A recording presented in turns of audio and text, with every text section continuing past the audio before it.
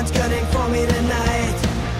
I spent the last week running from the heat, but the beat's coming alive. Let's get lost tonight. Lord, who's on my right?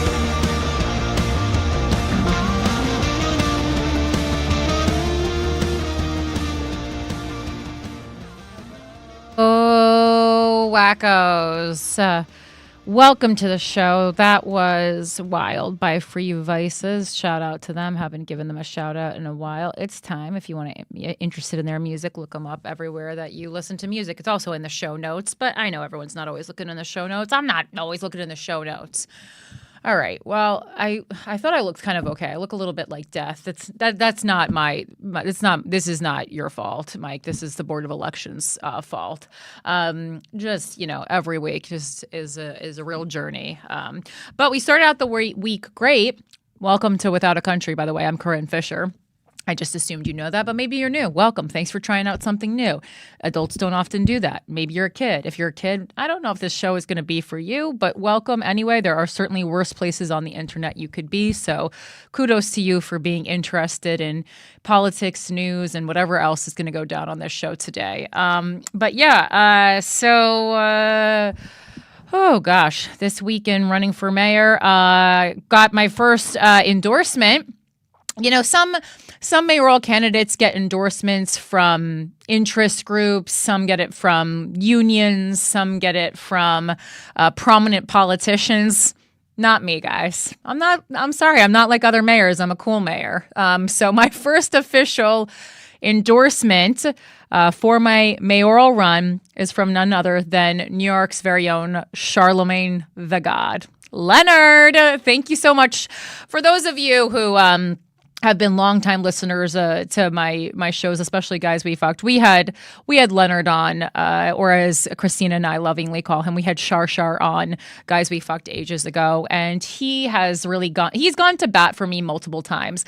When I tell you this, first of all, I didn't even know that he had mentioned me. This was on Brilliant Idiots. He gave the endorsement, which is so funny because just a few weeks ago, the current mayor Eric Adams, was on Flagrant, which is Andrew Schultz and Akash Singh, and I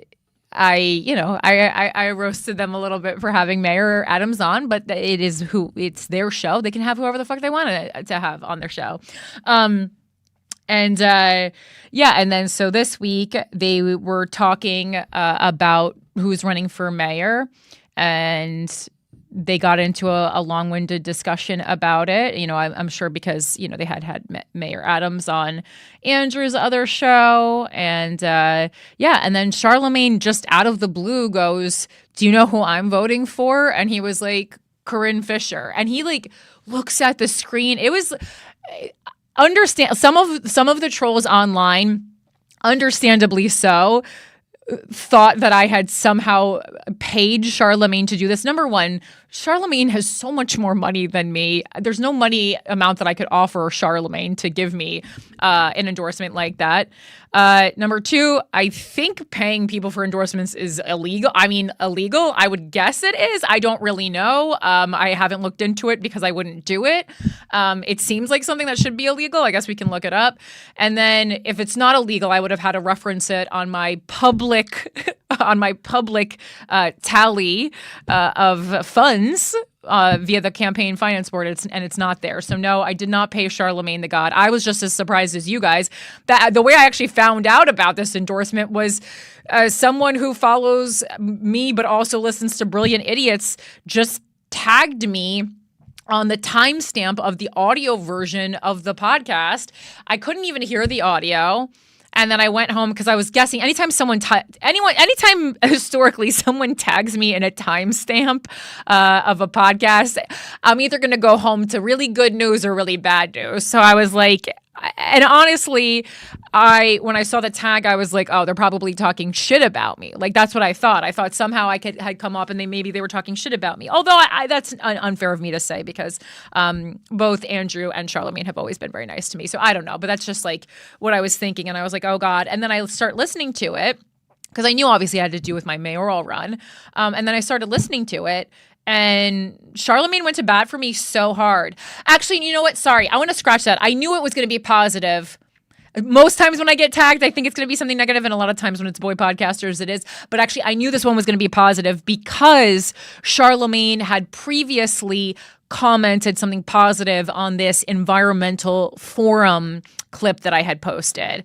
And I love that because, I mean, you know, obviously you're running for mayor of New York City. You need to talk to people who have a wide reach specifically in New York City. And Charlemagne was at like the top of my list. And so the fact that he organically started following my candidacy and then gave me such a beautiful endorsement on the show was really, really nice and super meaningful. I've, of course, thanked him privately for that. But yeah, just to... Do you want to watch it? I mean, you know, I started barking like Arsenio Hall show when I watched this clip. I was so excited. Your comment was so funny because you were like, this is a more glowing endorsement than he's given to the past, 3 presidential Democratic candidates. It's true. Is it? I didn't I don't have all of his endorsements, but Hillary was the hot sauce in the thing. Joe Biden was, if you don't vote for me, you're not black. And Kamala, that was a disastrous interview. Oh, so these were his interviews on the Breakfast Club. On the Breakfast Club, yeah. Yeah. But yeah. I'm saying, like, that's as close you can get to getting an endorsement, having them on your platform to discuss the issues with your people. Like, that's what every candidate wants. Sure, but I mean, there are several shows that have, all of the candidates or at least multiple candidates on. So I wouldn't say that an appearance is necessarily an endorsement.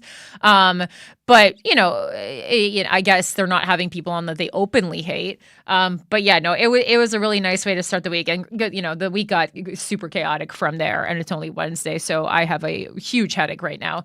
But it was a nice way to start the week, and I really am so appreciative of that. And, I kind of, I'm like kind of joking around. He's my first official endorsement, but like this was kind of my plan. Like I didn't expect endorsements from any of these other groups. These other groups aren't endorsing who they actually think is the biggest advocate for the thing. I've done so many, interviews and stuff for groups where I am clearly the person who has done the most in like these specific areas, when it comes to like, reproductive rights, because I'm not running against anyone who's passed like major legislation for these things or like LGBTQ, but like they're not doing it on who they actually think is the best representative. It's a bet for them publicly on who they think is going to win out of the people who generally align with their stance as an organization, because they want to endorse who they think is going to win, so that when that person becomes mayor, they have the best chance of getting their needs met by the budget. Again, so this is all, it's just all show. It's a huge fucking show. I wanted to take a break from show business to actually see if I can make a bigger impact in the world. And my assessment so far is the only thing that's more of a show than show business is politics. I was joking. I had to do this like campaign finance board voter guide yesterday. And I got to say, so far, my experience specifically with the Campaign Finance Board, which was created rather recently to stop corruption when it comes to political fundraising in New York City, I really like them. And again, I have not had to do my post-campaign audit yet, so we'll see how much I still like them then. That being said, I think like what they set out to do, which was curb corruption in politics, they really did. And they also have really clear sets of rules on what you need to do financially to run for office in New York City. And so I want to give them a shout out. I really appreciate that. It's clear, it's transparent the way running for public office should be. Everything is readily available. They do Zoom training that is required of all candidates or treasurers, but I took it myself, and the treasurer of the campaign took it. And actually Christina, when she was acting as campaign manager, also took the training. So they provide the training, and they provide you with these really extensive packets. And they also provide you with a liaison who throughout the process of running for office can answer all your questions via email or phone or Zoom meeting. The funny thing about it is they always remain anonymous. So I've have this liaison who I've been talking to for months I don't know what he looks like. I only know his name, which I think is, obviously for the protection of these people but I mean, doesn't that show you just how dirty politics get? That the liaison assigned to me by the city, I can't even see his face. Like, what are these people up to? And this is the same, campaign finance board that just recently denied Andrew Cuomo's campaign public matching funds, which is so funny because obviously he's raised enough money in New York that he should be getting it. His campaign is saying that it was some kind of a glitch. We'll see. But anyway, so many parts of this process are on purpose very vague, on purpose left up to interpretation of a lawyer that you have to pay for to interpret this law to then see if maybe you get it right. And that is ridiculous. And obviously makes it really difficult for an average everyday person to run. And again, I'm going to say it again, I'm running as an average everyday person, and I'm still a bit removed from that because I'm working with a platform. And I mean, so if you're truly, someone who is working a 9 to 5 and has a network of a normal adult human, which is, I mean, what does a normal person have? A network of like 100 people? And I would say that's a person who has a lot of friends, actually.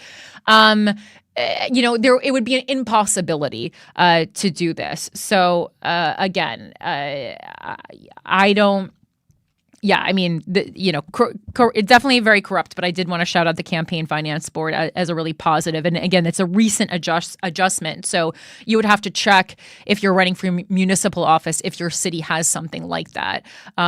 Or perhaps if you're on your local city council, I think it would be perhaps a good thing to propose. Again, I think New York City is a lot more corrupt when it comes to municipal politics than other places because it is a municipality that has, in part, national impact. But I do think that would be a good thing to propose if you're on city council or, even if you're someone who just is, working or advocating on a local level, because I do think it has given a lot of transparency. But I also think that, your local board of elections should be really transparent and it should be really clear the legal steps that you need to follow. Obviously, the campaign, you getting people to vote for you, you getting people to fundraise for you, that's the responsibility of the individual candidate. But these logistical things should be clear as day for every candidate so that there can be no misinterpretation, because these little vague rules are just ways that they try to gatekeep everyday people out of elections.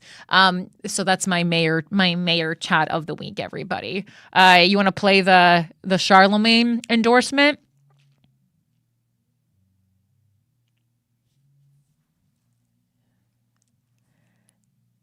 Sorry, I'm super slow on the. No, it's okay. Right now. Yeah, here we go. Who I'm voting for, right? Who you voting for? Corinne Fisher for mayor of New York City. Shout out Corinne Fisher. I'm voting for but I support you 100%, and I agree with you. New York Don't needs you more think environment. a citizen should run, not a politician?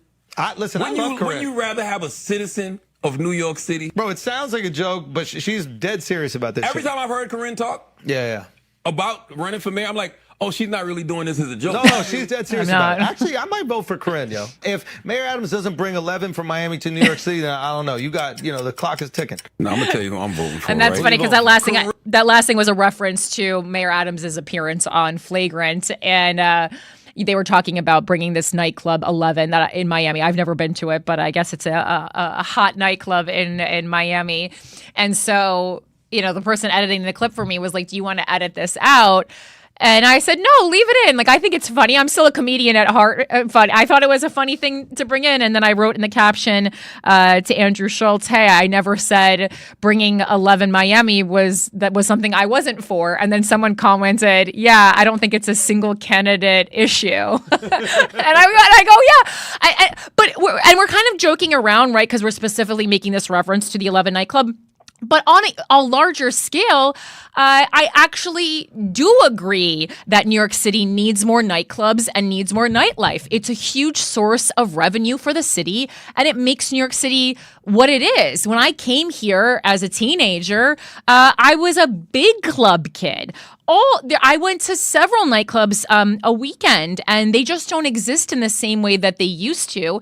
And I think I think that's a loss. It's a loss to culture, and it's a loss to the revenue of the city. So we're joking, but I'm kind of serious. And I mean, then one of the comedy clubs that I was a regular at when I was, performing comedy also closed this weekend. Williamsburg Comedy Club, rest in peace, pour one out. Mike used to work there. Like, I think it is, that was a huge loss. That was a really, really amazing independent room.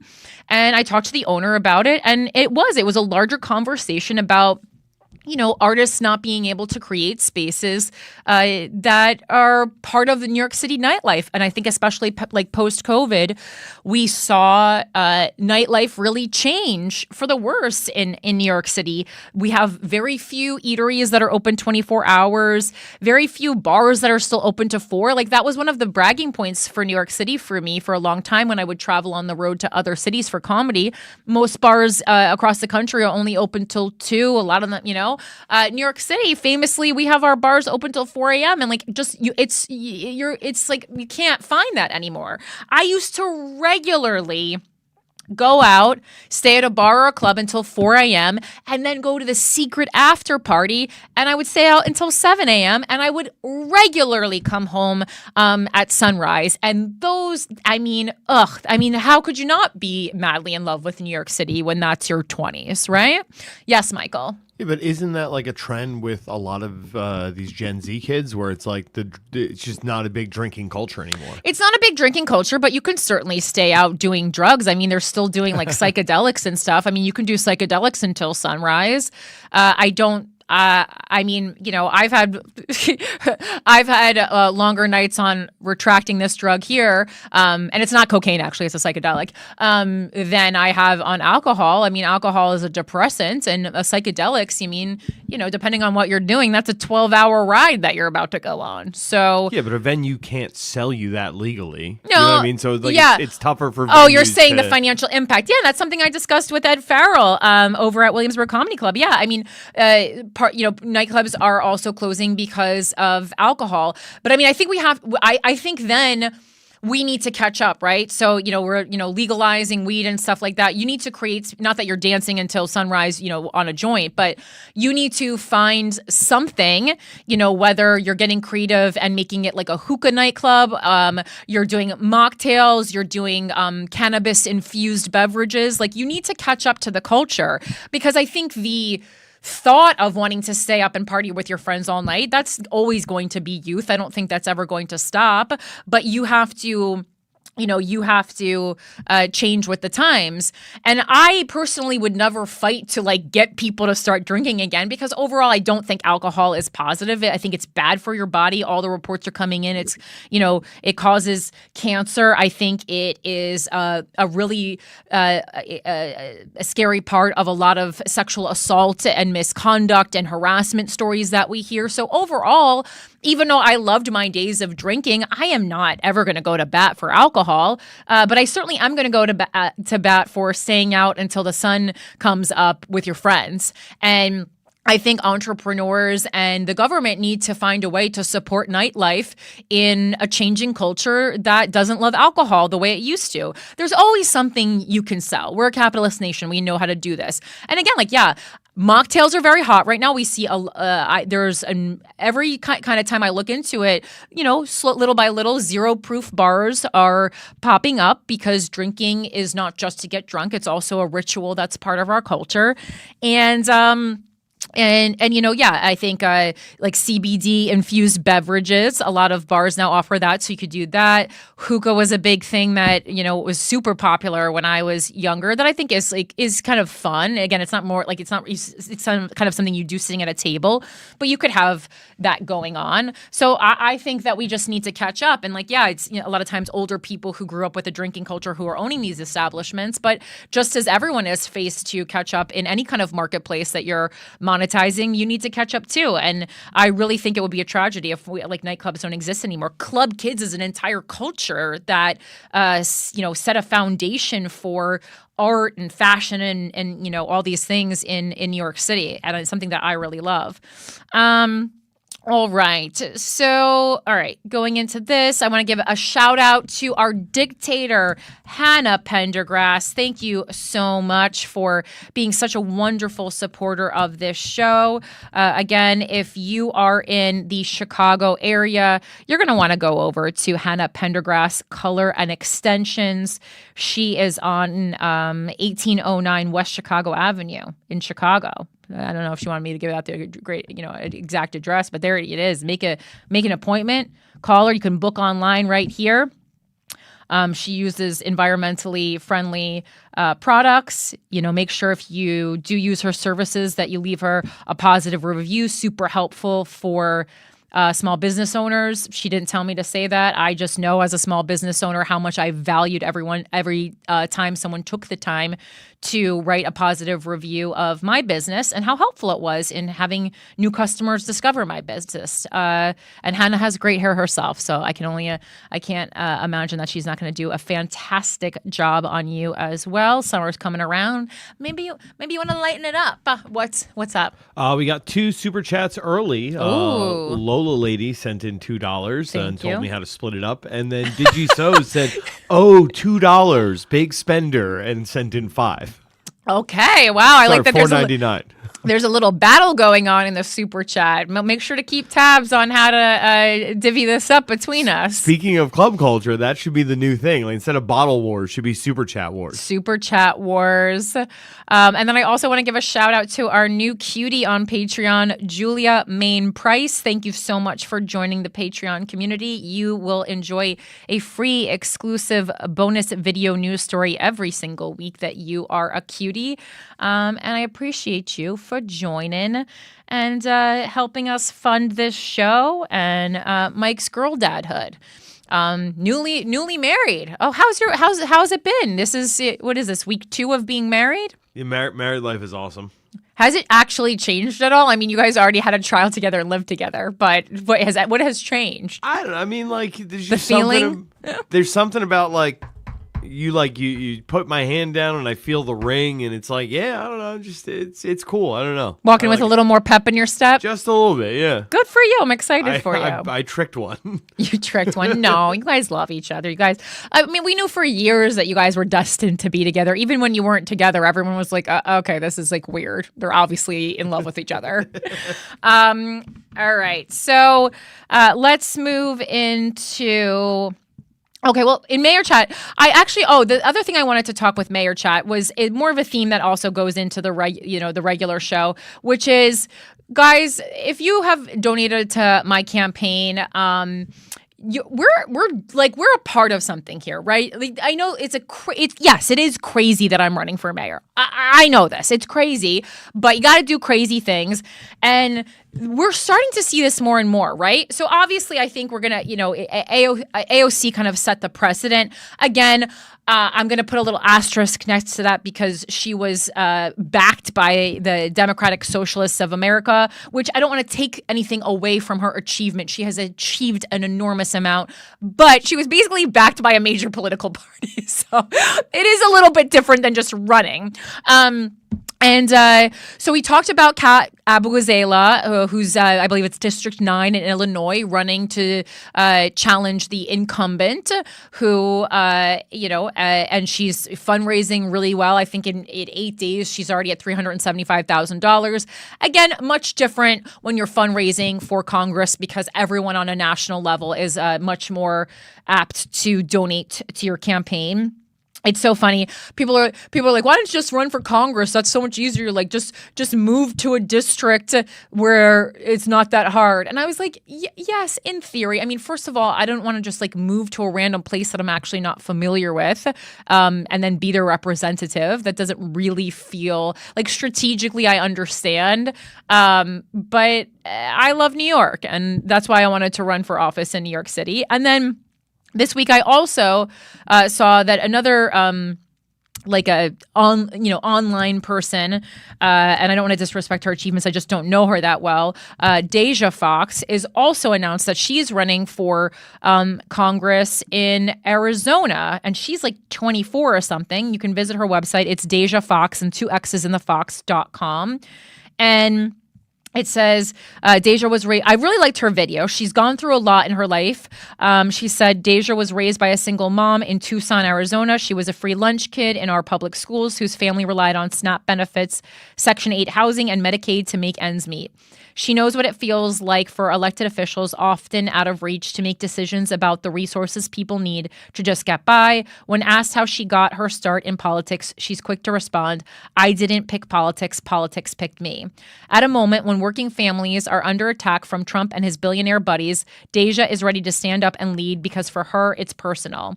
And she has her story here, and she's done a lot of advocacy work. And like, I just really love this. This is like we are a part of.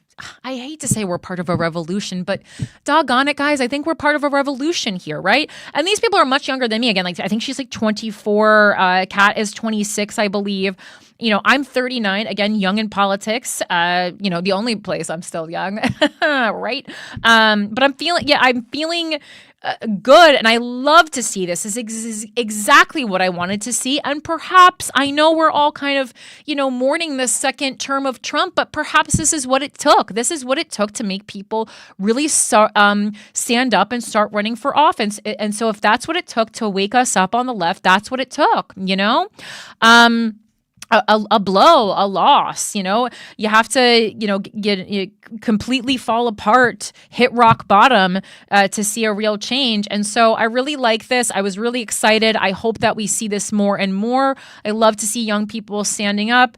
And then also there was something about David Hogg, who is the vice chair of the DNC and a survivor of which of the many school shootings, you know?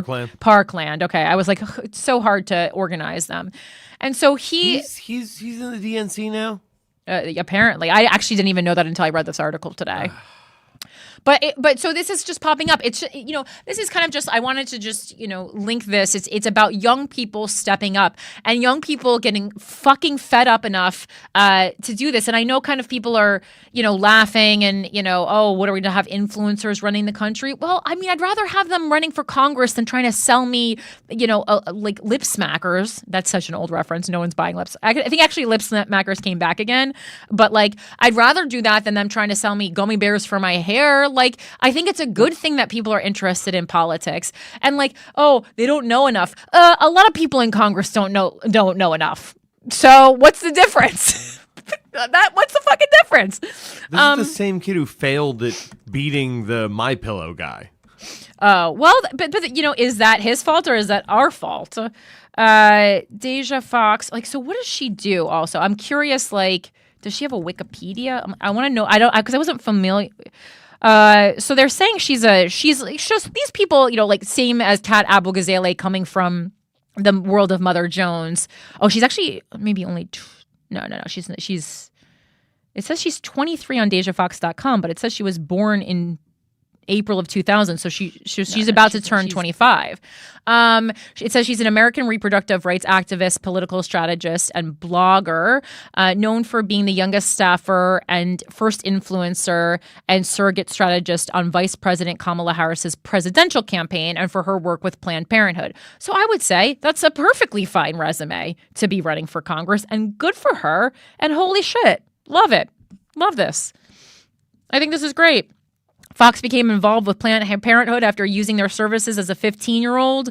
When she was 16, she gained widespread attention after she attended a town hall and confronted then-Senator Jeff Flake regarding his views on funding for Planned Parenthood. Cool. I love this. Love this. Great. Good for you. Good for you, Deja Fox. And so then this is from Newsweek about David Hogg. The Civil War and the Democratic ratcheted up another notch as a group founded by Democratic National Committee Vice Chair David Hogg said it plans to spend millions to unseat Democratic incumbents it believes aren't pushing back hard enough on President Donald Trump. Democrats have bitterly divided in the wake of then Democratic nominee and Vice President Kamala Harris's decisive loss to Trump in the 2024 election. While some Democrats said the party had moved too far to the left and alienated moderate voters, many in the progressive wing argued the party had become too pro-corporation and abandoned the working class. I actually think both are true, right? I don't think it's that we moved too far to the left. I think it's that we started prioritizing, and I think a lot of this was a response to a trap set by the right that we fell for hook, line, and fucking sinker, that we started making what should be minor national issues into the major issues of our platform. And it was like taking a goddamn baseball bat to our knees. And again, like I think it was, a lot of times we have been accused of being responsive or reactive and not setting the pace ourselves. And I think that's absolutely true. And because we're reactive. We're like a little chihuahua. We're reactive, right? No, you stay calm and you set the pace. You set the pace for what you want your party to stand for and what you want your party to talk about. And that doesn't mean that you're leaving certain minority groups in the dust. It means that you're just not making an entire fucking campaign about them. And this is not one group. This is several groups. We keep doing it. And again, it's just kind of like, shh, we'll handle those groups of people. We'll make sure those groups of people are taken care of. But you have to speak to the masses. You have to speak to everyday people who are going through everyday things like they can't afford their rent. They can't afford to buy a home. They can't afford to send their child to college. Those are the major issues that we got to be dealing with. And then when it comes to being too pro-corporation, I mean, yeah, obviously. I mean, if I have to go to one other fucking event in New York City sponsored by fucking Amazon, are you joking me? Are you joking me? Oh, I wonder why all the small businesses are going out of business. Maybe it's because every fucking municipal event I go is sponsored by Amazon.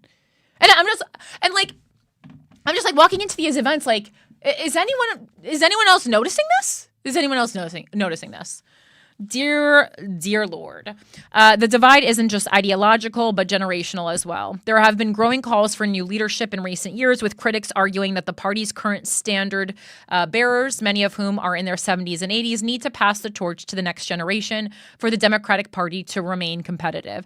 And I think like if this trend of young people challenging incumbents keeps happening, we'll hopefully start to see these people in their 70s and 80s voluntarily pass the baton and say, you know what, I'm not going to be running for re-election. I am actually going to be stepping down, and I want to introduce you to this young candidate who I am giving my endorsement to and who I am going to be mentoring through this process. I think whoever is, one of the first people to do that will get so much applause. If all these people, I understand you want an ego stroke. Little tip from me to you. That's the ego stroke right there. That's what you're going to do. That divide has been exacerbated by what younger and more progressive Democrats view as a feeble response to the Trump administration, and has led to speculation that the party could be due for its own version of a Tea Party revolt from its base. Hogg, a survivor of the 2018 Parkland school shooting, is among the most prominent young voices in the Democratic Party and became its vice chair this year. That's why you didn't know about it, and that's why I didn't know about it. Now the 25-year-old is leaping into the intra-party fray by spending $20 million to oust Democratic incumbents in safe seats. Leaders We Deserve, the grassroots organization Hogg co-founded, confirmed in a statement to Newsweek on Wednesday. And what I noticed is it's really all people in their 20s who are kind of vying for these offices. So I understand that when you're in your 30s like me, I am, on a rather non-traditional path. And I know most people my age are busy with, family and a career that they've already invested a lot of time into. But I don't, I just as much as I don't think the entire all of politics should be run by people in their 70s and 80s, I also don't think it's good that we just let a bunch of 25-year-olds take it over. So people in your 30s and 40s and 50s, I think it's also, I think this is your time too. Perhaps if you're going through a midlife crisis, I don't know, you just got a divorce, you have more time on your hands, your kids are in college now. Like maybe this is your opportunity to try something new or to try something that you always wanted to try. I think young people are a lot more prone to start something new because they have less fear surrounding that. And perhaps you've just like been stuck in your ways and you think it's too late. It's not too late. It's not too late. If you're in your 30s or 40s or 50s, it's not too late. And I mean, yeah, you're going to have to put up with public scrutiny and probably all your friends calling you crazy and getting made fun of and saying, oh, so-and-so is going through a midlife crisis. Fuck it. Who are those people? Fuck it. But the only reason they would say such a thing is because they had something that they always wanted to try, and they have gotten this far in their life and they've never tried it. So please, again, I don't want to make this just a story about 25-year-olds running for Congress. I think it's about, for me, everyday people who are sick of sitting back while our government, truly mushroom stamps us. Clip it. It's our time to step up, and I think just the same as you can be pretty, you can be in your 40s and start a successful stand-up comedy career, you can actually do the same thing in politics, and I think it could be really cool. Hogg said in a statement that he ran for his DNC position to help make the party better, which includes electing better people. While Trump creates new existential crises every day, too many elected leaders in the Democratic Party are either willing or unable to meet the moment, he said. We need a stronger Democratic Party that is ready to fight back. Part of making that a reality is replacing ineffective, asleep-at-the-wheel members with Democrats who have the energy, passion, and vision to meet this moment with the urgency our country deserves. Leaders we deserve won't be targeting Democrats representing competitive districts, and not all older Democratic leaders will be challenged, the statement said. Imagine if it was just like a gun, like old people start quivering. For instance, former House Speaker Nancy Pelosi, it says, for instance, twice. Great job, Newsweek. Who is being challenged by Representative AOC's former chief of staff, Saikat Chakrabarti, won't be targeted because she continues to prove that she is ready and willing to take on Trump and congressional Republicans, the statement said. Oh, Nancy Pelosi safe? Yeah, I know. Oh, okay. We're good then. That kind of does discredit this entire article, I will say. I'm like, I was like, how much did Nancy Pelosi pay you to say that? Like, well, his whole thing. I just looked into the pillow company. Nancy Pelosi is 85. Yeah. I just looked into the pillow company. The co-founder was a Teal Fund investor kid who, after the company broke up, went to go work for Polymarket, another Teal venture. It's like the amount of big tech that has their money into this kid already is crazy. Yeah, unfortunately, with a lot of these organizations, like the, like his, that are about assisting people new to politics, first-time candidates, a lot of times like minority groups with running, is like, when you get deeper into them, you go, you guys are already corrupt as well. And one thing that I don't like, and I especially find this in places that only endorse and support female candidates, and I was talking about this with my team this week, is there's pretty harsh messaging on these women endorsement sites that's like, you can't fucking lose. Like, if we endorse you, you can't fucking lose.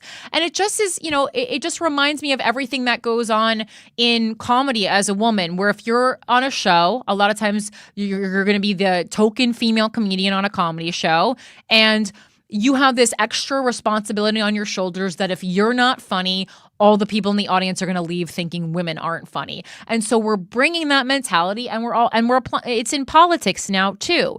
And so it's like, we're a group that supports women, but only if you're a fucking winner. Like, that's abusive. And so, here at Without a Country, I want you to run for something, and if you lose, cool. You tried something new. You tried something hard. Obviously, if we're all going to start running for office, some of us are going to lose, and that is okay. Who the hell immediately succeeds at all the hard things that they're going to try in their life? Failure is part of this, and that's okay, as long as you really create a campaign that speaks to who you are and speaks to the government that you think the people deserve. That's what you should be putting, because I really think there is something to starting this trend of everyday people running for office, and with these campaigns that we put together, showing our government, showing our elected officials, I'm a person I'm an everyday person, and this is the kind of government the people want. I think there's a lot of power in that. And so this messaging of you better fucking win, I don't agree with at all, and it pisses me off, quite frankly. I just think it's, and especially because we really only seeing it in these supposedly supportive spaces for women. I am so sick of women creating more barriers for women. Like, fuck off. Back to the article. The move reflects one of the most significant efforts yet to shake up Democratic leadership, which in recent years moved to protect incumbents, particularly after Ocasio-Cortez and Representative Ayanna Pressley of Massachusetts ousted longtime incumbents in safe Democrat districts in 2018. In recent years, the party's support for incumbents has sparked growing criticism for more progressive Democrats who have been vocal about the need for the party to embrace new leadership. For instance, the Democratic Congressional Campaign Committee once faced scrutiny over a blacklist targeting groups that worked with candidates challenging incumbents. Oh, there's a lot of blacklists here. I mean, you guys, I talked about this earlier in the campaign, but so many firms and stuff, and specific lawyers and stuff weren't willing to work with me because they didn't want to work with any of the mayoral candidates, or they only wanted to work with like a certain mayoral candidate. So welcome to the party. How Democratic Party institutions will respond to Hogg's move remains unclear. Newsweek reached out to the DNC, Democratic Congressional Campaign Committee, and the Democratic Senatorial Campaign Committee for comment via email. Hogg hasn't said which specific Democrats he plans to spend against ahead of the midterms, but several longtime members are already facing challenges. In Illinois, we know Democratic Representative Jan Schakowsky is facing a primary challenge from TikTok contributor Kat Abu-Ghazaleh. I feel like that's a little bit rude to call her a TikTok contributor. She is the content creator for Mother Jones, I think is the appropriate way to reference her. It's the same as when the fucking New York Times were like, a comedian. Okay. How about a mayoral candidate? Punchbowl News reported that Hogg does not plan to target Schakowsky. In California, Representative Brad Sherman is being challenged by his former aide, Jake Rakoff. Oof, that's dirty. Georgia State Senator Emmanuel Jones has also filed paperwork to run against longtime Atlanta area Representative David Scott. What people are saying, the Democratic Congressional Campaign Committee Chair Susan Del Bene told Newsweek on Wednesday, Democrats are united in taking back the majority in the House, and that's the top focus of the DCCC. What I would tell anyone who wants to be helpful or to donate is to focus on those races where we can take back the majority. We just released our map of districts in play, the races where we have opportunities to win all across the country. This is how we win, and make sure there is a check on this administration. DNC Chair Ken Martin told Politico, in order to ensure we are as effective as possible at electing Democrats to office, it is the DNC's longstanding position that primary voters, not the national party, determine their Democratic candidates for the general election.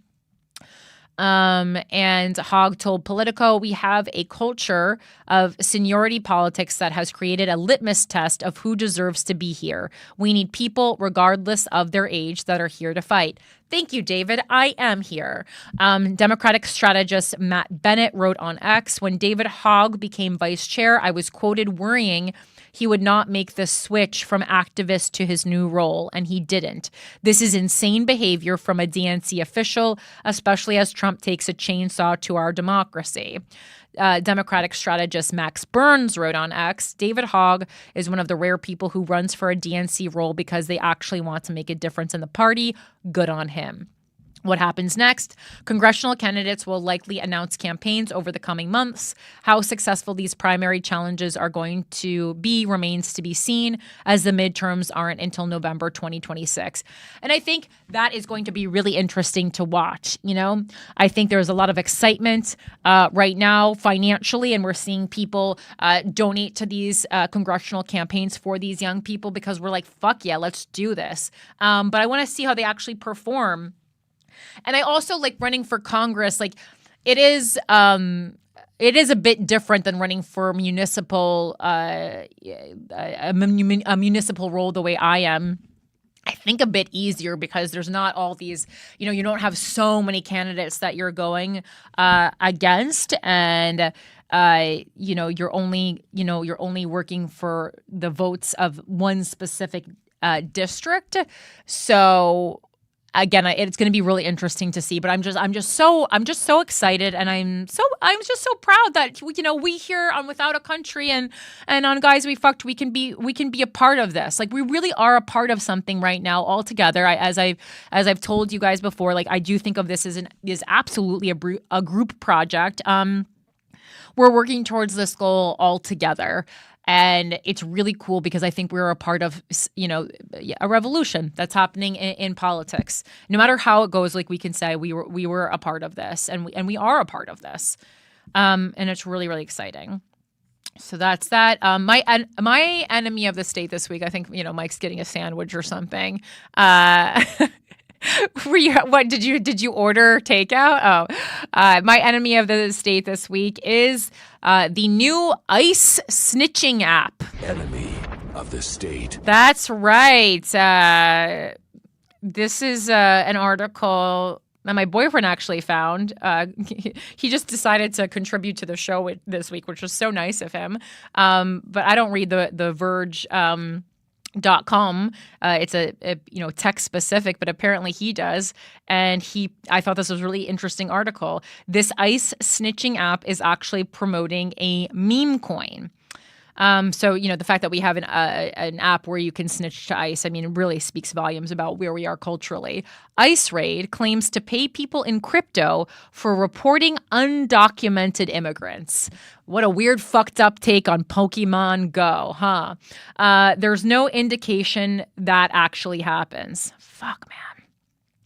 Whew. Right-wing influencers are shilling an app that purportedly lets people earn crypto for reporting sightings of undocumented immigrants. ICE Raid, a GovFi protocol that delegates intelligence gathering tasks to citizens, this is so bad, has recently been promoted by the likes of conspiracy theorist and Trump confidant Laura Loomer, Proud Boy turned media personality Jacob Engels, and one of our favorite guys on this show, disgraced former representative Matt Gaetz. Where there's trouble, you'll find Matt Gaetz. It's like a citizen's arrest, but with Wi-Fi. Exactly. We're fucking bounty hunting via app here. This is so disgraceful. Gaetz said, he was saying it positively. It's like a citizen's arrest, but with Wi-Fi. I had to do a reread of that. Gaetz said on a recent episode of his One America News Network show, forget driving Uber or DoorDash for extra change. Snap a pic, save the day, and stack some digital cash while you're doing it. It's so disgraceful. ICE Raid's website describes it as a GovFi, government finance, a term coined by ICE Raid founder Jason Myers, protocol on Solana that rewards citizens for capturing and uploading images of criminal, illegal alien activity. To be clear, ICE Raid has no connection to the government. And ICE Raid isn't just soliciting images of suspected immigrants. You can snap a picture of someone committing animal cruelty. I actually do like that part. Or homicide, kidnapping, terrorism. I think if you see someone doing terrorism, maybe step away, You see someone scraping a Tesla, that's domestic terrorism. Okay, so they're not talking about, the scariest. That's... Is that domestic terrorism? I don't think that's domestic terrorism. Myers said on April 4th live stream, ICE Raid then gives this data to law enforcement, according to Myers. Isn't that just property damage? Despite these lofty ambitions, the ICE Raid app, which is actually a web force accessed via a crypto wallet, appears to be little more than promotion of a recently released meme coin of the same name. And some early investors tried to get their money back before the coin even launched. Myers, who was accused of misappropriating funds, you don't say, at an earlier workplace. Oh God, this is Fire Festival. This is Fire Festival for tech right here. Told The Verge that ICE Raid was released in January. ICE Raid announced, I really want to download it because I want to play around with it, but I just can't have that on my phone. Mike perks up. ICE Raid announced a bounty for suspicious illegal alien activity in New York City the following month, but the coin ostensibly used to pay out rewards to people who send in tips via the app didn't drop until April. To access the reporting system, you have to download Phantom, a crypto wallet that carries Solana Solana-based tokens. IceRaid then offers a form where you can upload images of alleged crimes in progress, illegal immigration. Like what are you just going to be at the border filming? Like what? Drug trafficking, kidnapping, theft, larceny, burglary, homicide, terrorism. I mean, I think if you're witnessing a kidnapping, I would say probably call 911. Burglary, homicide, terrorism, animal cruelty, and obstruction of justice. That's what the woman who snitched on Luigi did, and she didn't get her reward money. She did what?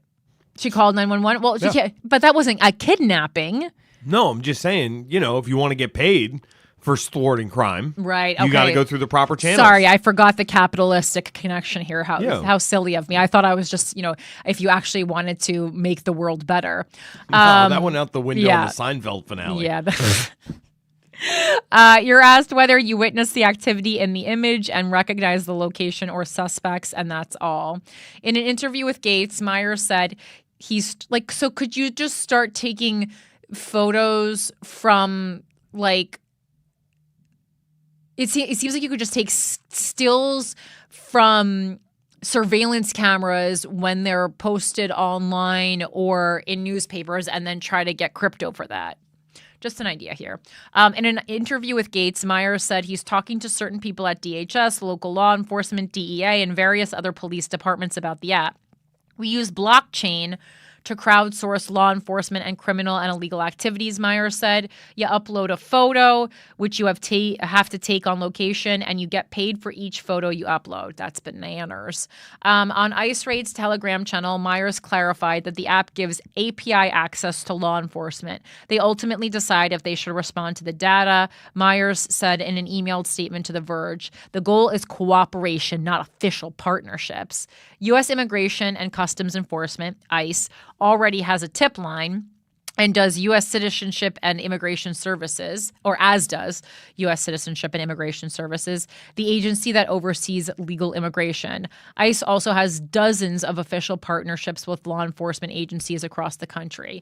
Even if law enforcement agencies are accessing IceRaid's data, it's unlikely they'll get anything useful out of it. IceRaid's incident tracker only shows 6 entries as of April 16th, 5 of which have been rejected by IceRaid's moderators. A week earlier, the map showed 13 entries, just 3 of which had been approved. The 3 non-rejected entries were a J.D. Vance meme, a photo of Elon Musk handing $1 million check to a Republican voter in Wisconsin, and a voter of Oscar Romero, the Archbishop of El Salvador, who was assassinated by a right-wing death squad in 1980 over his opposition to the Salvadorian military government. The Vance and Musk sightings have since disappeared, but the picture of Romero remains on IceRaid's map. Myers said via email that IceRaid has received hundreds of tips, most of which were automatically removed because they are determined to be unreliable. You don't say. Myers said IceRaid uses AI to raise the reliability of the evidence through location verification, gender and age, as well as sentiment analysis, happy, sad, angry, etc. When asked for specifics on IceRaid's AI, Myers said the AI is trained and a very limited amount of evidence makes it through validation. The app also claims to have a sponsorship program for hardworking undocumented immigrants with no criminal history. I wouldn't trust that. It claims to offer a large reward for people who pursue a legal status in the United States through self-reporting on the IceRaid app. Again, repeat, don't do that. Given that it's nearly impossible for most undocumented immigrants to apply for citizenship or otherwise adjust their status, it's unclear what kind of legal status undocumented immigrants would be pursuing through IceRaid. It's almost like it's a trick. Myers' answer was vague. We have a network of service providers and experts that deal with these issues and are willing to provide help on a confidential basis, Myers said. It's also not clear whether anyone is making money for the pictures they're uploading. Myers stopped responding to The Verge's emails when asked about previous accusations that he'd misappropriated investors' funds, and he didn't respond to follow-up questions about whether and how much people who use the app are getting paid. IceRaid's big pitch is that it pays people for photos of illegal immigration and other crimes. There's no indication that actually happens. And how much money is changing hands through crypto sales? IceRaid has a token pre-sale in February, or had, during which it claims to have sold 65,007,513 ICE raid tokens. The coin, currently valued at 0.002026 cents per token, has just 82 holders as of April 16th.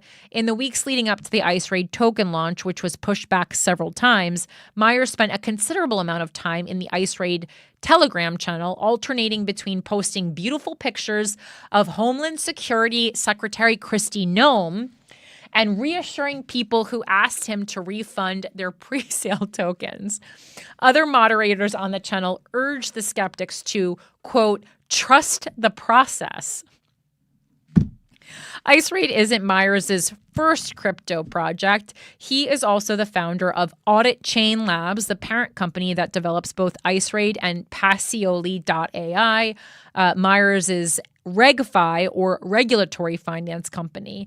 He also has a long and legally contentious history in the financial world. In 2014, the Financial Industry Regulatory Authority, FINRA, permanently banned Myers from broker-dealer activities, according to the crypto website The Rage. FINRA's broker database claims that Myers misappropriated at least $700,000 of funds raised from 19 investors in a series of private offerings of securities between 2006 and 2011. According to FINRA, Myers took significant portions of the funds raised for his own personal use. He neither admitted nor denied the findings.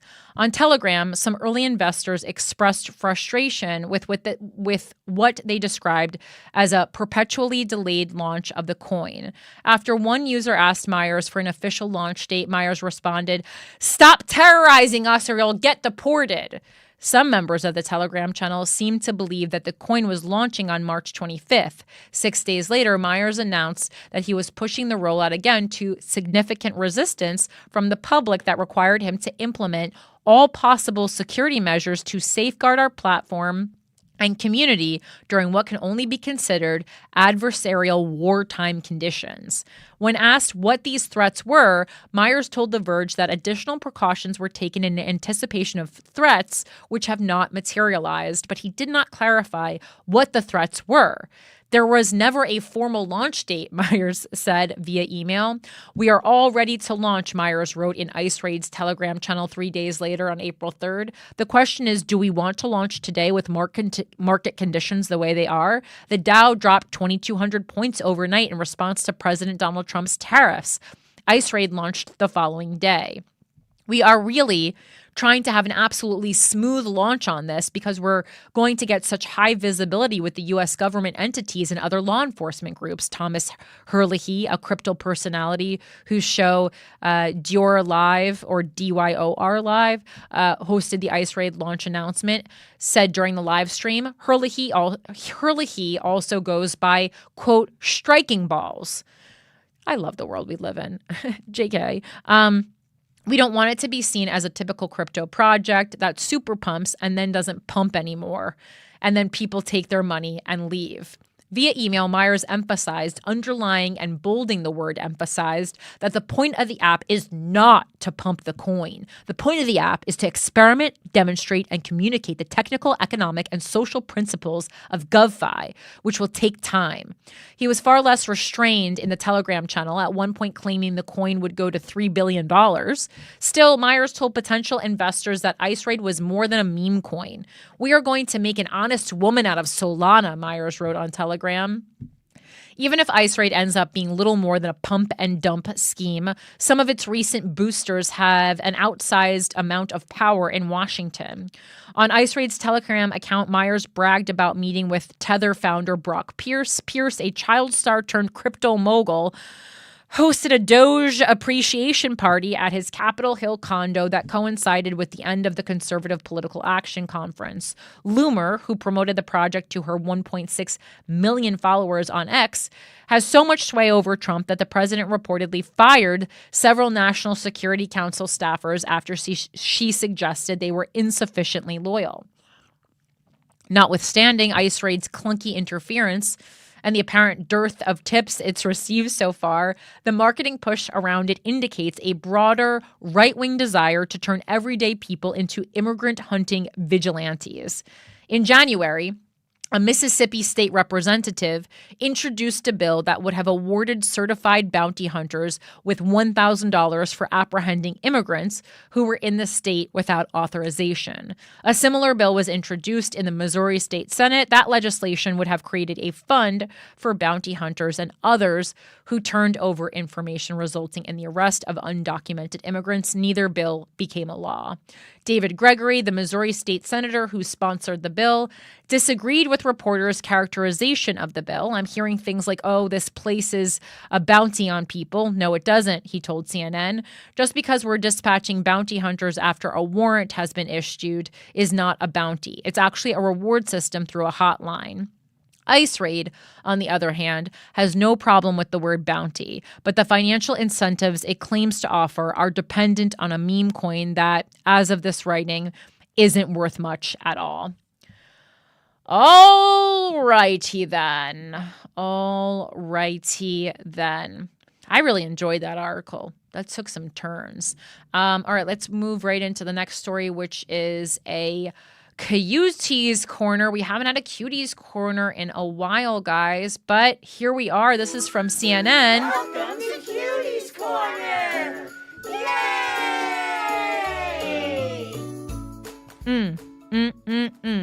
This is a great headline, is it? Harvard researchers say they might have to lay off workers and euthanize research animals due to funding freeze. I feel like you can just put them somewhere else, but okay. Harvard University professors are grappling with difficult, sometimes life or death decisions after being ordered to stop their research this week when the Trump administration froze more than $2.2 billion in funding over the university's refusal to bow down to policy demands. Harvard School of Public Health professor Sarah Fortune has been researching tuberculosis for over a decade. She received a stop work order this week on a $60 million contract involving more than a dozen labs at schools across the country. You know what? If Big Pharma really wanted to be fucking cool right now, they would privately fund this. Part of that research involves a vaccine study on a group of primates in Pittsburgh whose lives are now on the line. How about send them to a monkey sanctuary? The question is, could we find resources to support them such that we don't have to euthanize them, Fortune said. Well, it's possible researchers will garner enough external support to save those animals. She says there simply isn't an alternative funding source large enough to support the entire research program. As Fortune and her colleagues scramble to do damage control, it isn't just Harvard University jobs on the line. More than 80% of the money that comes through her tuberculosis contract is funneled to other labs and schools, including the University of Pittsburgh, Case Western Reserve University, the University of Washington, UMass, and MIT, Fortune estimates. The individual institutions that are affected, some of them are moving forward more quickly than others to lay people off, Fortune told CNN. As the university grapples with the loss of funding, Department of Homeland Security Secretary Kristi Noem on Wednesday announced the cancellation of 2 Harvard University grants worth about $2.7 million, saying it is unfit to be entrusted with taxpayer dollars, a release from the agency said. It's unclear whether the grants are part of the previously announced cuts in funding. CNN has reached out to DHS for more information. Noem also demanded detailed records on any illegal and violent activities by foreign student visa holders by April 30th. The effects of funding freezes are already being felt across the university. During a town hall Wednesday, leadership at the Harvard Medical School told employees to prepare for staffing and program cuts because approximately 75% of their research is federally funded, the Harvard Crimson reported, citing a recording obtained by the student newspaper. I know this news is sobering. I know that many of you have been expecting this news. And so to actually be clear and transparent about it, it is difficult for all of us. Lisa M. Muto, Executive Dean for Administration for the Harvard Medical School, said, as reported by the Crimson. Harvard Medical School Chief Financial Officer Julie Jonkis noted that the school only has about $39 million in reserves at a time when they are already facing financial headwinds, the Crimson said. It's important to remember each school is feeling this, but is feeling it differently. And it's important for us to realize we're kind of all under attack right now. And that is why it's so hard for Harvard at this point, Joncas said, the Crimson reported. Harvard has to figure out the solution and what we can do with what limited resources we're going to be left with when all the dust settles. When reached for comment on the Crimson reporting, a spokesperson for the medical school said the budget cuts are a response to a pre-existing financial gap that developed over several years during which expenses rose faster than revenue. The budget deficit started before the recent funding pauses, but is expected to get worse due to tariffs, inflation, rising costs, and cuts in federal research support, the spokesperson said. They came to us. Harvard Medical School professor Donald E. Ingber also received stop work orders on 2 contracts related to his work on human organ chips, tiny devices filled with living human cells. The research could help mitigate the side effects of radiation therapy for more than 70% of cancer patients who need it and reduce the practice of testing drugs and vaccines on primates, Ingber told CNN. It could also be used to help develop radiation countermeasures, which is why the federal authority responsible for biomedical development approached Ingber in the spring of 2023 and asked him to submit a research proposal. BARDA, which is responsible for the defense of the United States, recognized that there's a critical need for radiation countermeasures, Ingber said. There's only one drug approved and stockpiled in case there's a nuclear attack or a nuclear disaster, and they desperately need to find new ones. The work was going so well that just a week ago, the agency approached Ingber and asked him to expand his research, he said. Days later, he received an order to immediately stop the work. The second project Ingber was ordered to stop was with NASA. He said the space organization was coming to us to develop literally avatars for astronauts, human organ chips.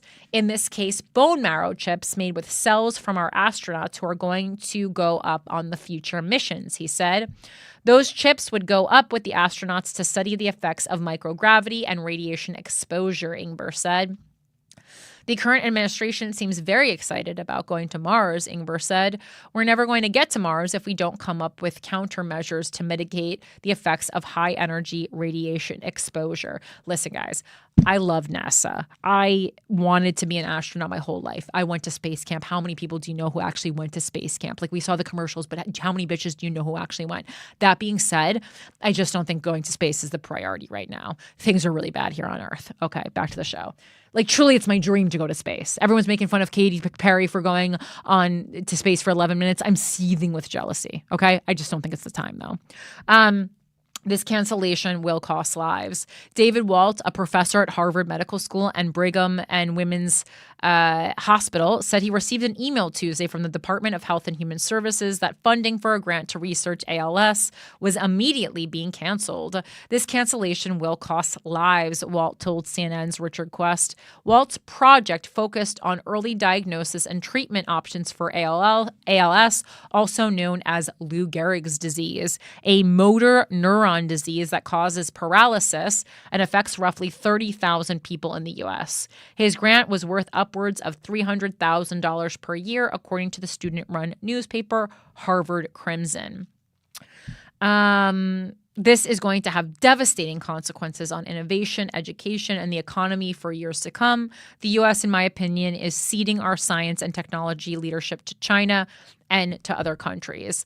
Walt's research can't be easily restarted either. The materials they are using for the project have been developed over the last 8 months and have to be used within a certain amount of time, he said, which is true for so many experiments. If we don't use them over the next week or so, we are basically going to have to go back to square one. Just months ago, Walt was named laureate for the National Medal of Technology and Innovation, the highest honor in his field bestowed by the U.S. president. Beyond the ALS work, Walt's lab works on the early detection of degenerative diseases, cancer, and other infectious diseases to help discover new drugs which can potentially lead to cures.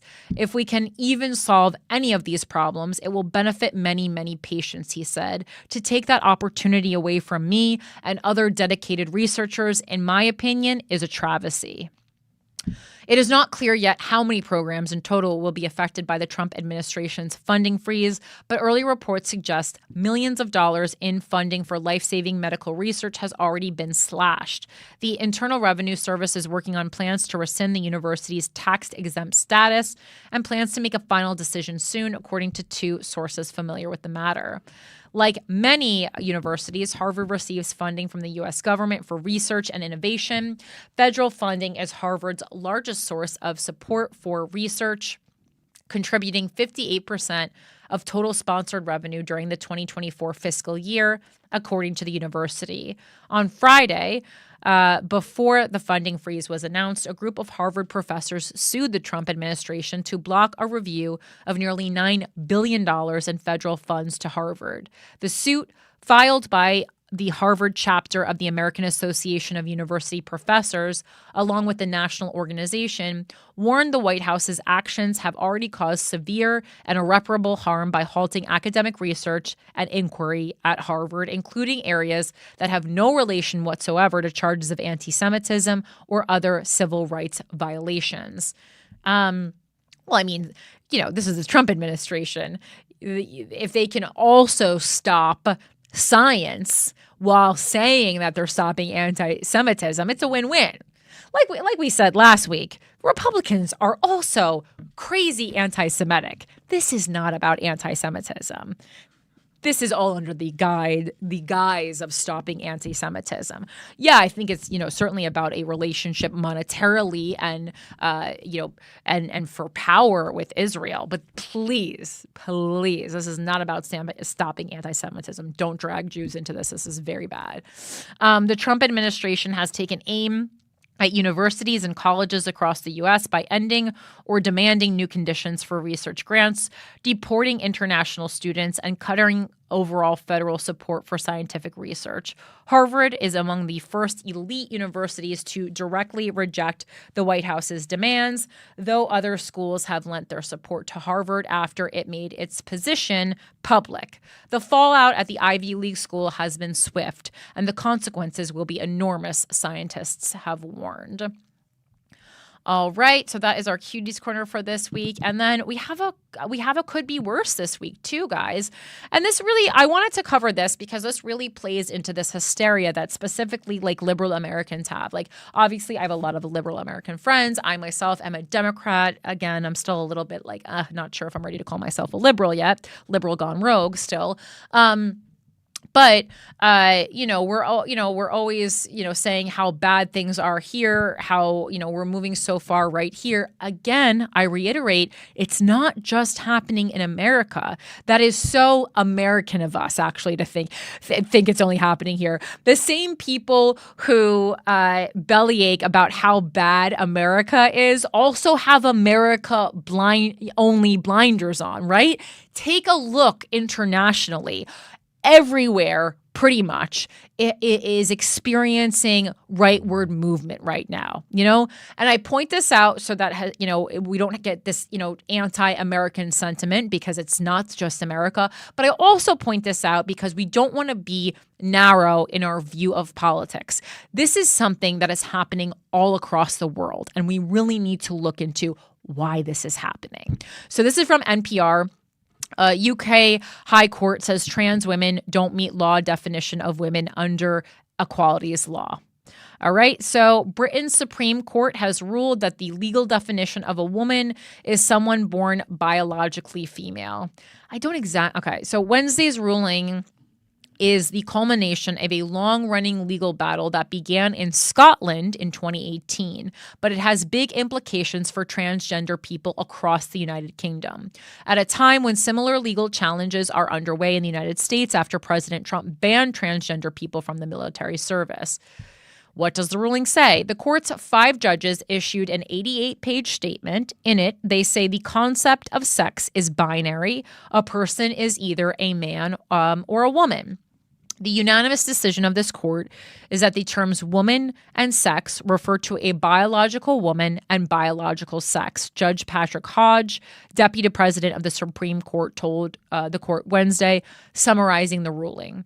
They ruled that a government-issued gender recognition certificate, which can provide legal recognition to a person's new gender, is not enough to qualify that person for all of the sex-based protections that are covered by a 2010 UK law called the Equality Act. How did this case start?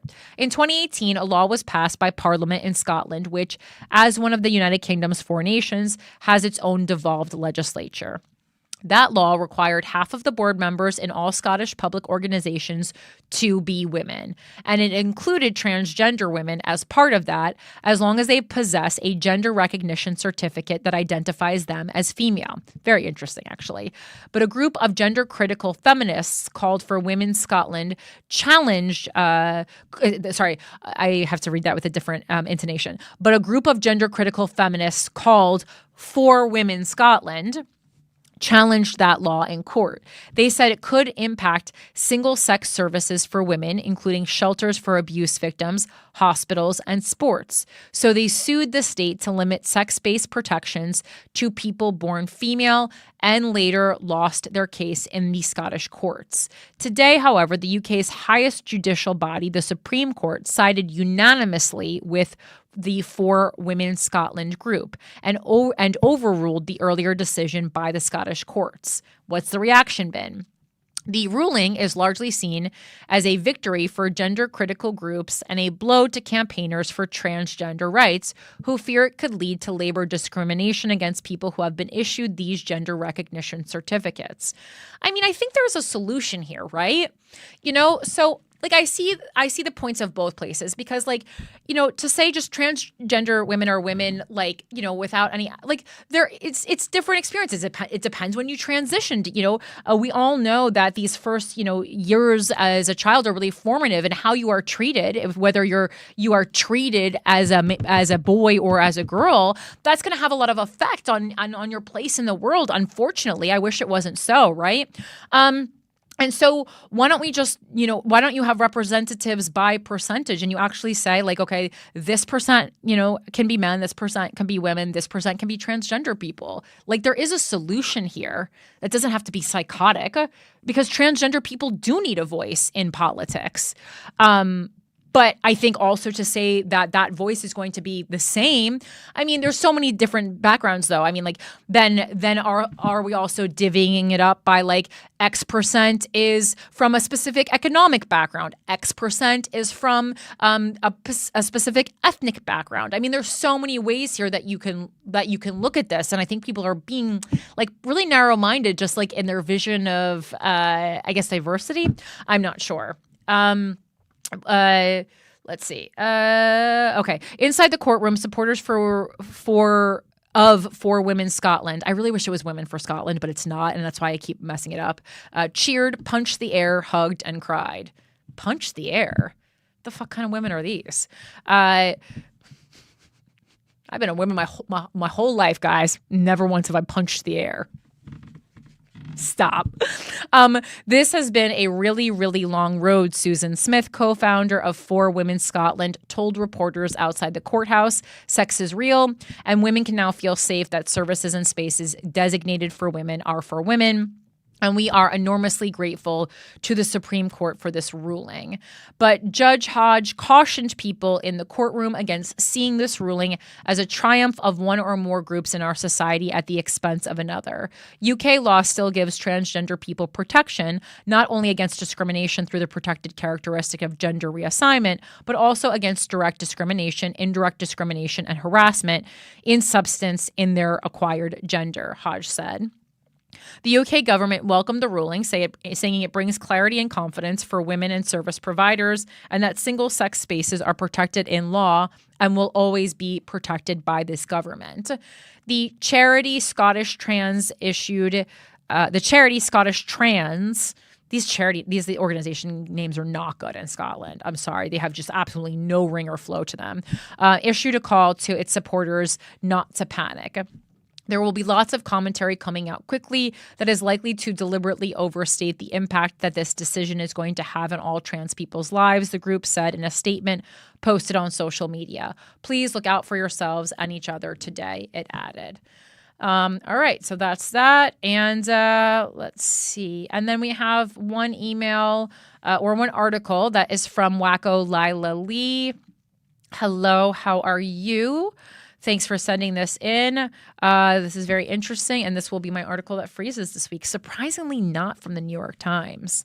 Mike, do you want to pull this one up and give it a little readsy? God. Yeah, let's see here. Ooh, that was a good one. That was a good throat clear. Sorry, yeah, I've been vaping too much. Oof. Aiming to limit damages, Catholic Hospital argues a fetus isn't the same as a person. Catholic Health Initiative says damages in malpractice case are capped by law. Catholic Health Initiative's Iowa, a faith-based healthcare provider, is arguing in a medical malpractice case that the loss of an unborn child does not equate to the death of a person for the purpose of calculating damage awards. In Iowa, court-ordered awards for non-economic losses stemming from medical malpractice are capped at $250,000, except in cases that entail loss or impairment of mind or body. Attorneys for the CHI and Mercy One Hospital are arguing that the cap on damages still applies in cases where the loss is that of a fetus or unborn child. I can take over now. Sorry. See, unless you were having fun.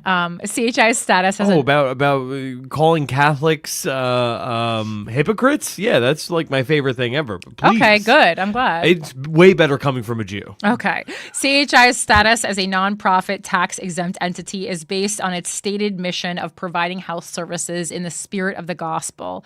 The ethics guidelines it approved in 2018 state that the corporation is committed to respect the sacredness of every human life from the moment of conception until death.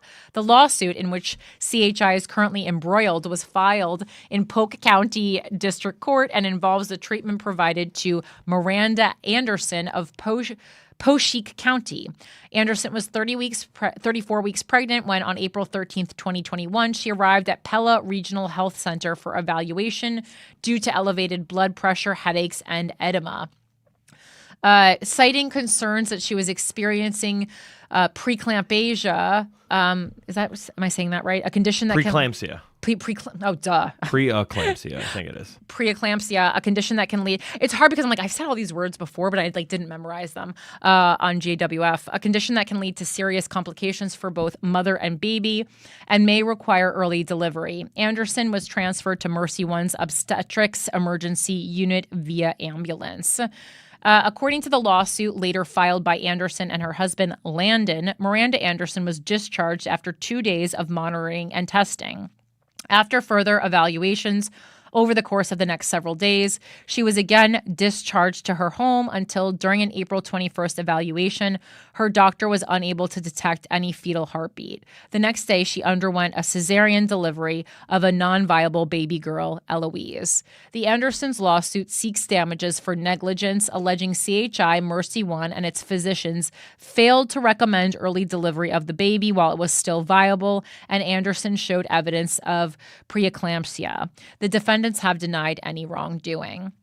Citing the state's $250,000 cap on non-economic damages in malpractice cases, a cap that was approved by state legislators in 2017, CHI and Mercy One are arguing that while the cap on damages includes an exemption for cases that entail the loss or impairment of mind or body, that exemption should not apply to a case where a fetus or unborn child is lost.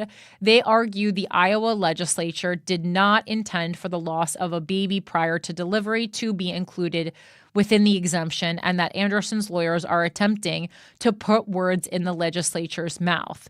There is no case law, and plaintiffs cite to none finding loss of pregnancy is a loss of impairment of a bodily function. As evidence of this, they cite the fact that in 2023, 2 years after the Anderson pregnancy, state lawmakers explicitly added loss of pregnancy to the exemption on the cap for damages. Attorneys for Anderson argue the 2023 change was enacted merely to clarify the scope of the 2017 statute, not to expand the exemption on the caps for damages. In recent court filings, attorneys for CHI and Mercy One argue that finding an unborn child to be a person would lead to serious implications in other areas of the law. They also argue the Andersons' unborn child should not be considered a patient for purposes of calculating damages. There is no statute or binding case law finding an unborn child to be a patient under the law, attorneys for the hospital have told the court, citing an Iowa Supreme Court ruling in a 1971 case that held there can be no recovery of damages on behalf of or for a non-existent person. As part of their case, attorneys for CHI and Mercy One also argue that the Iowa legislature's decision to cap non-economic damages in medical malpractice cases was motivated by a desire to reduce the size of medical malpractice verdicts to increase the affordability and availability of medical care and protect the public treasury. The hospital is now seeking a court order affirming the Andersons' recovery for any non-economic damages that might be awarded shall be limited to $250,000 under the cap approved by legislators in 2017. A hearing on that issue is expected later this month, while the case itself is scheduled for trial on May 12, 2025. A spokesperson for Mercy One stated that the hospital does not comment on pending litigation. And, if you haven't know anything about the medical industry, they're constantly getting sued, hospitals. But I am very interested to see how this ends up in court, how this ends in court. Thank you, Lila Lee. All right. And now we're going to go to girl. Again, I do feel like the Josh Shapiro assassination attempt, in my opinion, was the biggest story of the week. I didn't really find another article. So we're just going to take it from the New York Times article. I mean, there are many articles about it, but none that really I thought could act as a foil to this one. I just wasn't finding one that I liked. But this is, in my opinion, the main story of the week. Crazy, really crazy. It's, astrologically, if you guys follow, we knew 2025 was going to be crazy, and it's kind of even crazier than that. Hail Satan. Who has nothing to do with astrology, nor do I even believe in. Well, I might after this little dip into politics, but yeah. So this is from the New York Times. Man who set fire to Shapiro's mansion cited treatment of Palestinians, police say. This is going to take down the whole world, guys. The suspect charged in the attack on the Pennsylvania governor's residence said he was seeking to stop having my friends killed, according to a police search warrant. Oof, these pictures are, well, they're really bad, but also you can tell what a nice house Josh Shapiro had. It's specifically the governor's mansion. It's not like his, house. The man charged with setting fire to the Pennsylvania governor's mansion staged the attack because he believed Governor Josh Shapiro's stance on the war in Gaza was leading to the deaths of Palestinians, according to a police search warrant made public on Wednesday. After the attack on the governor's residence in Harrisburg, PA, the suspect, Cody A. Balmer, identified himself on a 911 call and said that Mr. Shapiro, who is Jewish, needs to know that he will not take part in his plans for what he wants to do to the Palestinian people, according to the search warrant. Balmer continues saying, he needs to stop having my friends killed, and our people have been put through too much by that monster, an apparent reference to Mr. Shapiro, though it was not spelled out in the warrant. Mr. Balmer, who had been treated for mental illness and was facing a separate charge of having assaulted his family in an earlier case, said at the end of the call, "You know where to find me. I'm not hiding, and I will confess to everything that I've done." I like a man with accountability. In an interview with the police after he turned himself in, Mr. Balmer admitted to harboring hatred of Mr. Shapiro and said that he would have beaten him with his hammer had he run into him on the night of the attack at the mansion, according to an affidavit filed in the case. With the search warrant, Also, like, let's talk about security at the governor's mansion. I mean, what's the security situation here in Pennsylvania? You guys love guns over there. What's going on outside? With the search warrant, the Pennsylvania State Police seized 4 smartphones, a laptop, and an external hard drive.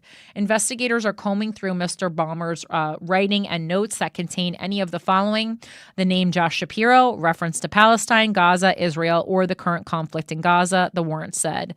Mr. Ballmer's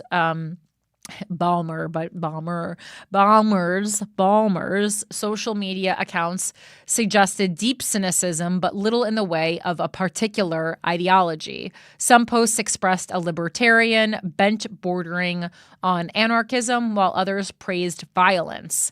His Facebook posts included rants about big pharma, women, and the government. Of course, no matter what your political view is, you're also going to hate women. And I love that for us, you know? While several posts slammed former President Joseph R. Biden Jr., there was little sign of loyalty to any political party. Yeah, he's not a part of a party. The day of the 2020 election, Mr. Ballmer wrote, "If your guy won today, fantastic. Have a good time within reason. If your guy didn't go on with life for now."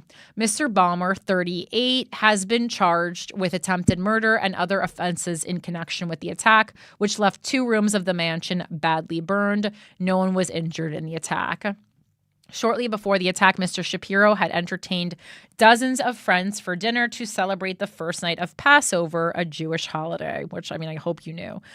He addressed the attack at a news conference on Wednesday in Hershey, PA, calling for an end to political violence, a plea he had made in the last year after an assassination attempt against President Trump in Butler, PA, and the arrest in Altoona, PA, and the killing of a healthcare executive.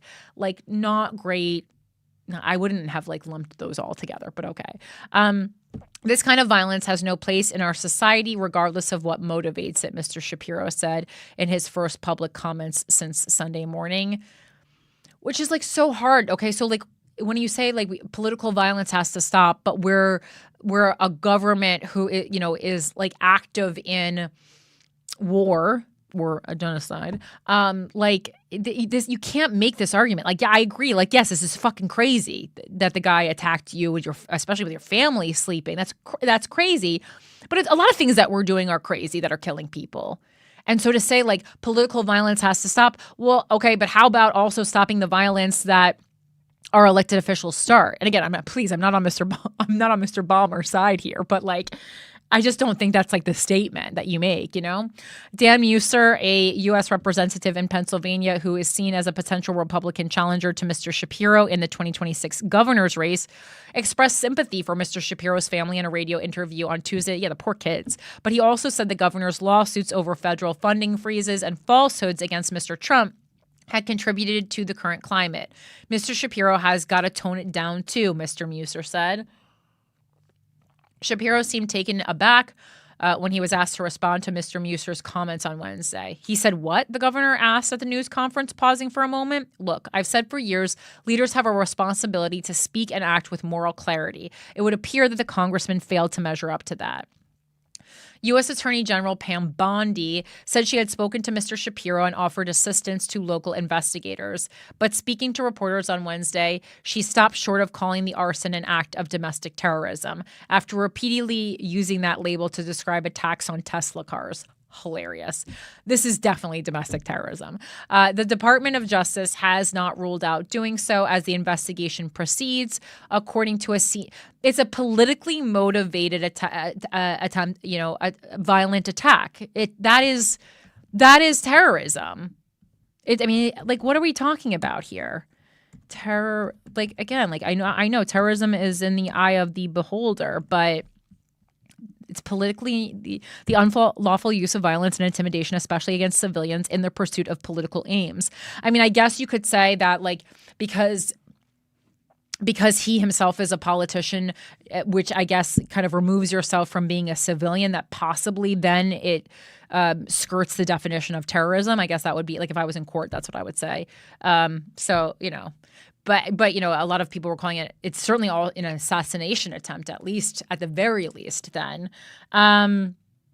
Again, so the Department of Justice has not ruled out doing so as the investigation proceeds, according to a senior law enforcement official with knowledge of the situation. Mr. Shapiro has largely taken a middle ground approach on the war in Gaza that prompted protests across the country last year. He condemned the University of Pennsylvania's response to protests and perceived anti-Semitic behavior on campus, but also criticized Israeli Prime Minister Benjamin Netanyahu, calling him a destructive force. Mr. Shapiro said he and his wife had spent the last several days trying to help their 4 children process their emotions after the attack. Yeah, I mean, I think those kids maybe should not live there anymore, but I'm not the parents.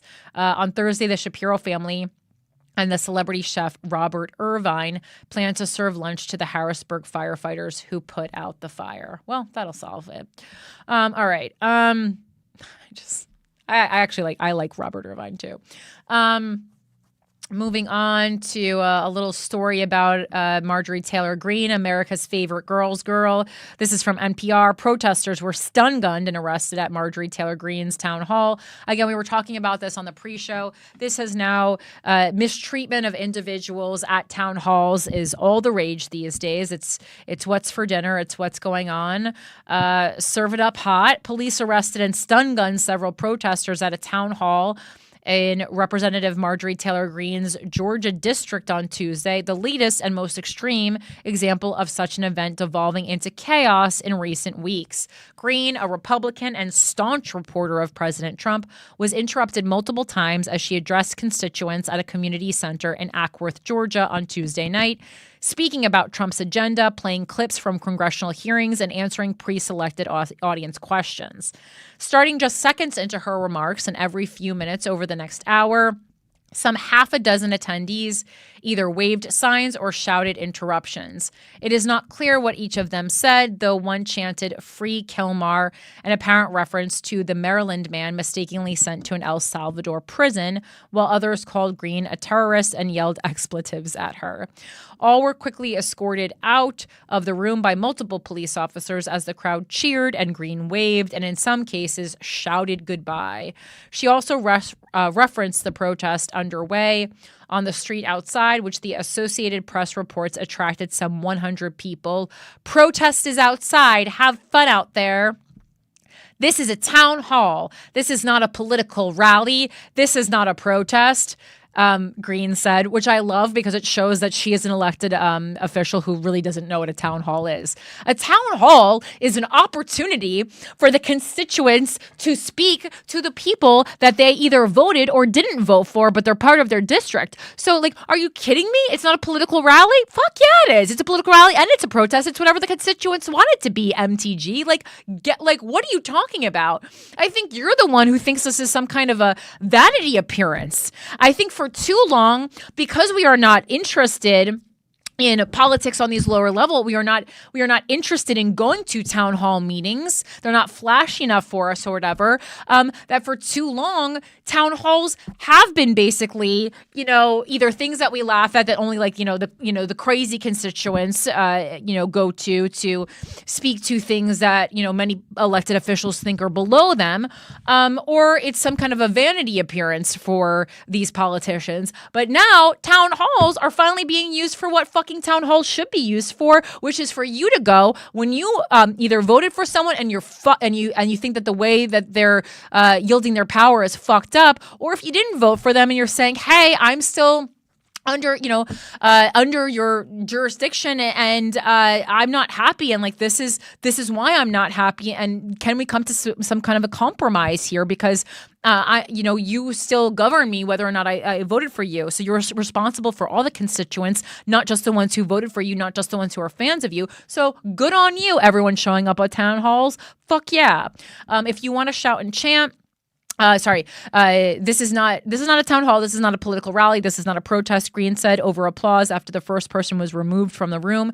If you want to shout and chant, we will have you removed just like that man was thrown out. We will not tolerate it.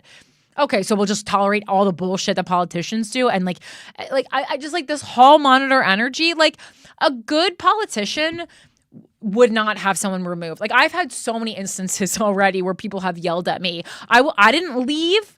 And I wasn't like, have this person removed. I just fucking sat there And I listened, and, I don't, especially because I am not an elected official. I'm just someone who is campaigning to be an elected official. I wish it wouldn't, go there, because I especially when I wasn't being combative in the first place. I don't know why it needs to escalate there. But that being said, I understand on the foundational level why people are upset, and I understand that they're not particularly, perhaps it's not me that they're mad at, it's their government in general. But in that moment, I represent their government, so I get it. Whatever. The Ackworth Police Department said in a statement that approximately 6 attendees were escorted from the premises without issue and 3 people were arrested. Police said, I would really like to know what they did to get arrested, because it just doesn't seem like enough. Police said that they had planned for such disruptions after discovering online posts that suggested the potential for disruptive behavior at the town hall. And we should continue with disruptive behavior, I would say. They said Green staff also pre-screened attendees to confirm that they lived in her district, but that one of the people arrested did not. Okay, I mean, I think that's fair that you have to live in the district, but it's certainly not these ones where we're saying, like, are you a Republican, are you a Democrat? 2 men, ages 40 and 45, were arrested for battery and obstruction of a law enforcement officer. Okay, valid reasons for arrest. While a 28-year-old woman was arrested for vulgar language in violation of a city ordinance. Dorks! Stop. Oh my God. What did she say? Fuck. And then you got arrested? That's so lame. Police said 2 of the people arrested were also stunned with tasers because officers were threatened, physically resisted, and harmed in the process. I somehow doubt that. And there's also a picture of, a black guy getting detained. So I go, okay, what was the crime here? Because methinks it might have just been being a black person. But okay. Let's see. Sorry, I lost my place because I was going on a little rant there. A video of one of those incidents shows a man trying to shove several officers off of him as they walk him away from the seats. A brief scuffle ensues in which at least 4 officers try to hold him back, but he breaks free. Yeah, I would have been cheering for him, and seems to be walking out the door when one of the officers fires a taser. Oh my God. We're getting the tasers out at town hall. This is so ridiculous. To tase someone, like, if he doesn't fucking have a weapon is a little much. The man can be seen lying in the doorway as the crowd applauds. Oh my God. In their statement, police accused the individuals of creating an imminent public safety threat for all in attendance. Yeah, an imminent threat as he's leaving, and putting members of our beloved police department in a no-win situation in front of numerous media outlets. And there you have it. Look, they exposed themselves in the back of that line. The police tased him because they didn't want to look like fucking losers who can't detain an individual with media present. That's they told on themselves. It is disappointing that a very small number of people actively worked to create a temporary disruption to what was otherwise a completely peaceful event, the department said. Green later said police had conducted themselves in textbook fashion and praised them for textbook fashion, being racist. I also agree, Marjorie, and praised them for removing the protesters, saying that's exactly what I wanted to happen. Yeah, of course, because you don't want to deal with it, you idiot. How people should handle their business is in the voting booth. Nope. That's bare minimum how people should handle their business. I love that people are going to town halls. Fuck yeah. And if it's because they think a fight's going to break out and they want to go there and TikTok it, also great. Show the fuck up. There's no reason for screaming, yelling, ridiculous, outrageous protesting. Bitch, yes there is. What the fuck? Have you been paying attention at all? I would actually be more alarmed if people weren't screaming and yelling and protesting. That disrupts the entire event for every single person that is there. It's not a fucking poetry reading.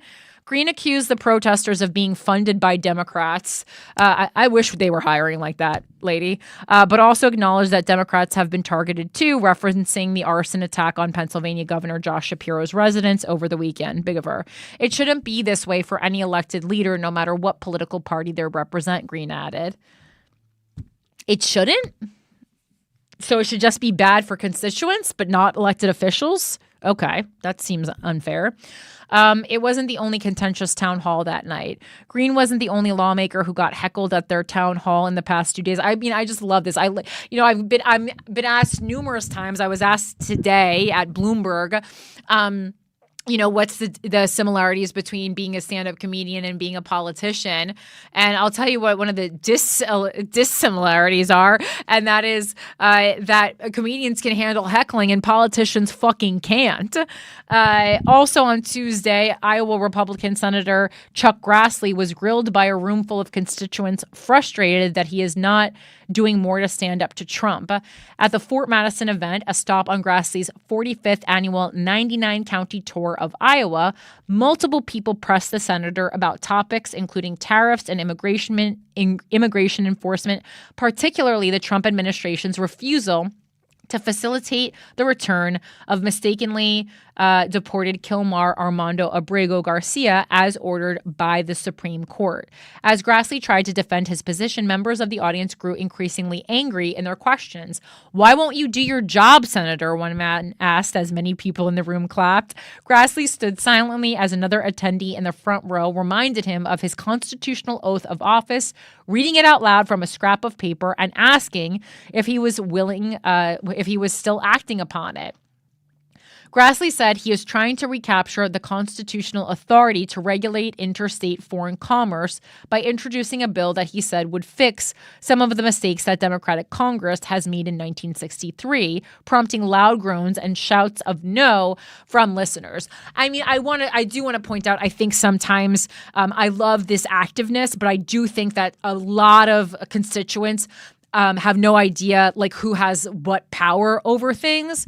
And so you can certainly ask your representatives to be more vocal, but a lot of times we are asking lower level people to do things that many times only the president can make happen. So I think to also like when you're demanding something of someone, like be sure that they have the authority to do that. And if they don't have the authority, you can ask them to do the steps that they can, to take the steps that they can take. But so many times we are asking people things that they absolutely just don't have the power to do. Every public elected public official is not a wizard. Also and I'm not saying that specifically for that, but I think that's also to keep it, you can't just go to town hall and shout everything that you want to happen. We also have to be educated as well, and you have to know what the representative you're asking to do, if it is within his or her power to actually do that. And if not, what acts can they take to support what you ultimately want to happen? Because so often the things that are bothering us are that are making us the most angry are these national or international issues. And you have to actually look and say, well, what can this person actually do that I'm so angry at?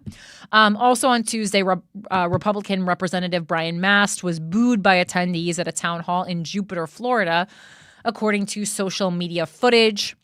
WPTV News also posted a video of a man who it said was escorted out of the event. It's not only Republicans who are getting pushback from their home districts.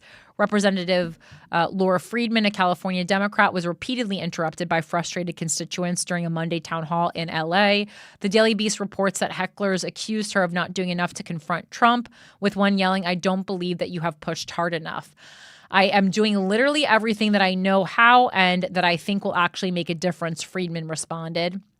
Recent weeks have seen a number of lawmakers confronted by angry constituents at town halls from Nebraska to North Carolina, where the scene got so tense that Republican Representative Chuck Edwards had to be escorted out by security. Some Republicans are turning away from in-person town halls. Some Republicans have turned to virtual town halls, which, not for a safety reason, but for an accessibility reason. I actually think town halls should be virtual. I think the underuse of technology in politics in 2025 is criminal. And I think that so many people want to be involved. But how many people can actually go to a town hall that don't have kids to watch or, don't have an early morning the next day? And I think that if we did a lot of these virtually, that people could participate in their governments a lot more. So some Republicans have turned to virtual town halls, but that certainly cannot then be an excuse for elected officials to be able to just like close their laptop when they're done with us. Some Republicans have turned to virtual town halls or paused them altogether as their constituents grow increasingly frustrated with the Trump administration's actions and politicians' responses. In early March, after several especially heated events, including those of Texas Representative Keith Self and Kansas Senator Roger Marshall, both Republicans, Trump publicly accused paid troublemakers of attending Republican town halls. Shortly after, multiple media outlets reported that Representative Richard Hudson, Republican North Carolina, the chair of the House Republicans campaign arm, told Republicans to stop holding in-person town halls because they were turning into such spectacles, a directive that House Speaker Mike Johnson has publicly echoed.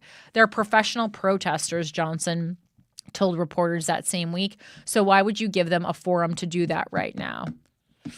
When the going gets tough. He also said, we've seen this movie before, an apparent reference to a similar trend of angry constituents confronting Republicans at town halls nationwide in 2017 during Trump's first term. Republican Representative Derek Van Orden of Wisconsin is one of the lawmakers who have canceled in-person town halls in recent weeks. In late March, community members asked questions of an empty chair after he declined their invitation. Republican Representative Lauren Boebert of Colorado held a town hall by telephone around the same time, calling it a convenient way to reach more people. Telephone? What the fuck year is this? Get online. For me personally, it's not safe to do an in-person town hall, she told member station CPR News afterward. I'm happy to do town halls. If you don't feel safe, get a fucking metal detector for your town hall. I'm actually all on board with that. I think we should probably have metal detectors everywhere in this gun-happy country that we live in. Democrats appear, I'm actually surprised that the amount of spaces that I have gone to as someone running for public office that haven't had metal detectors, if we're being honest. Like that caucus that I was at in Albany, I didn't go through. I went through. So there was one instance when I went through a metal detector, one spot in the caucus, but like, I'm sorry, there was way too much access to high-level politicians that did not have metal detectors, and I think that's a problem. Democrats appear eager to fill the void. It also just shows how comfortable elected officials are in these spaces and how sure they are that no one else is going to go into these spaces. Like, you know, I'm not just talking about violently, but they're just kind of just like, yeah, this is just like us. This is just like, we're just up here making decisions by ourselves. I don't think that's good. Democrats appear eager to fill the void by increasing their number of town halls and specifically targeting Republican-held districts. The party posted on Facebook last week that Democrats have held 71 town halls in 35 states in 3 weeks as part of what it is calling a nationwide blitz. Here's the bottom line. If Republicans won't meet their constituents, Democrats will, it added. All right, let's see. Have you, speaking of a nationwide blitz for Democrats, have you seen this stop? It's like the Ending Oligarchy tour that... Oh, yeah, I've been following it quite closely that Bernie and AOC are doing. I'm loving it. So I'm wondering, like, are they similar to Hogg where they're like, no, Nancy Pelosi and Chuck Schumer are fine?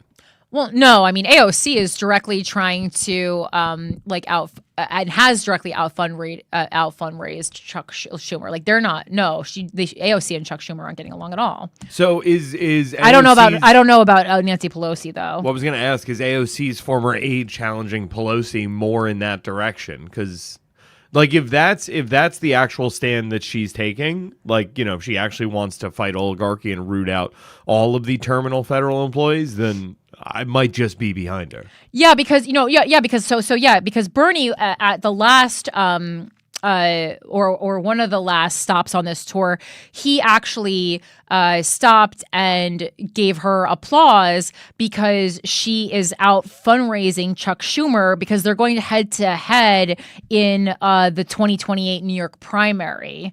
And so wait, she's moving up from congressperson to senator? She's running against Chuck Schumer. Yeah. Whoa. Yeah. So she's definitely, and Pelosi is also against Schumer.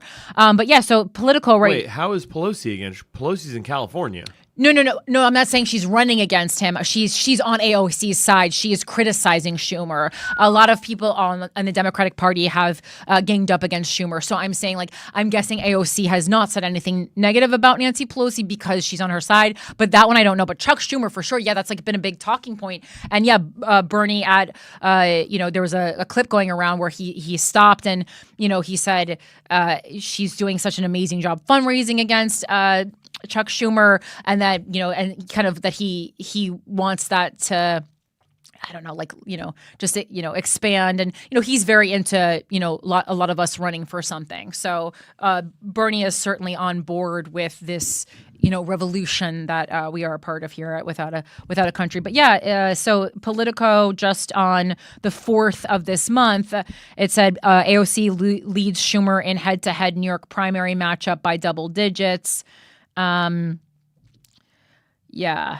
So yeah, this is so this is ongoing.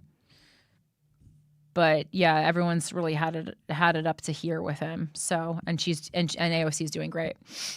So yeah, that's what's happening now. All right, so I think we'll do one more because we've been on for 2 hours. What should I end this? I mean, I think we have to end this by the U.S. Senator trying to go to El Salvador. They covered this briefly on The Daily Show, and they were kind of making fun of him for trying to go to El Salvador. And he was blocked from going to El Salvador. So this is from The Hill. Van Hollen denied meeting phone call with Abrego Garcia during El Salvador visit. So the Salvadoran government on Wednesday rebuffed Senator Chris Van Hollen's, Democrat from Maryland, request to meet or speak with a wrongfully deported Maryland man, the senator said, accusing the Trump administration and others of lying about Kilmar Abrego Garcia's gang ties. And so they kind of predicted this on The Daily Show, but so this just shows what power a senator has, right? So he attempted to do what he said he was going to do, and he was blocked by El Salvador. So when I talk about, what people and what your elected officials are actually truly capable of doing legally, this is what I'm talking about. Van Hollen said Salvadoran Vice President Felix Ulloa told him the government had no information connecting Abrego Garcia to MS-13, but would not accommodate a visit to the notorious CICOT prison, known by its acronym in Spanish. If the government of El Salvador has no evidence that he was part of MS-13, why is El Salvador continuing to hold him in CICOT, Van Hollen asked. And his answer was that the Trump administration is paying the government of El Salvador to keep him at CICOT.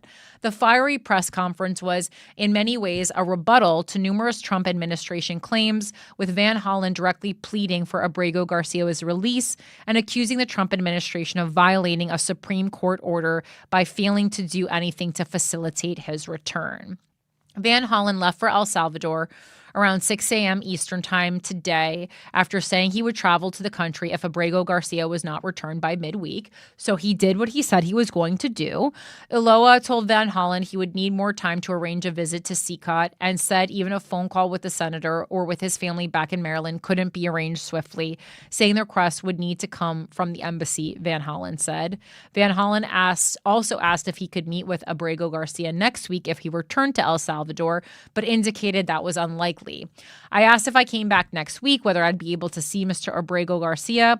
He said he couldn't promise that either, he continued. That rejection comes weeks after Homeland Security Secretary Kristi Noem was able to visit CICOT during a visit to the country, filming a video inside the prison to warn migrants not to come to the U.S.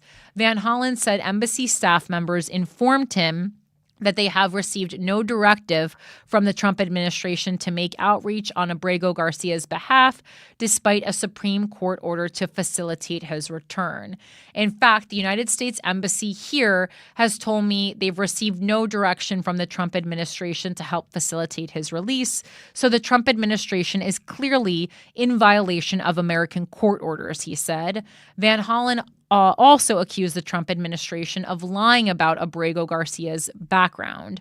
I want to emphasize that President Trump and our Attorney General Pam Bondi and the Vice President of the United States are lying when they say that Abrego Garcia has been charged with a crime or was part of MS-13. That is a lie, he said. This is a lie to cover up what they did.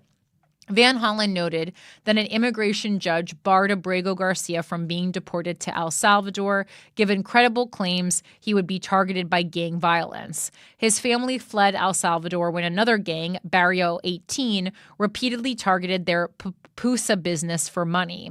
Van Hollen noted that the protection from removal was issued in 2019 under the first Trump administration and that prosecutors at the time declined to appeal that decision. The Trump administration needs to obey the law, but I'm also asking the government of El Salvador and the president and vice president of El Salvador not to keep a man who was illegally abducted from the United States and charged with no crime to remain in CCOT when, as a sovereign country, they have the power to let him go. And let him go now.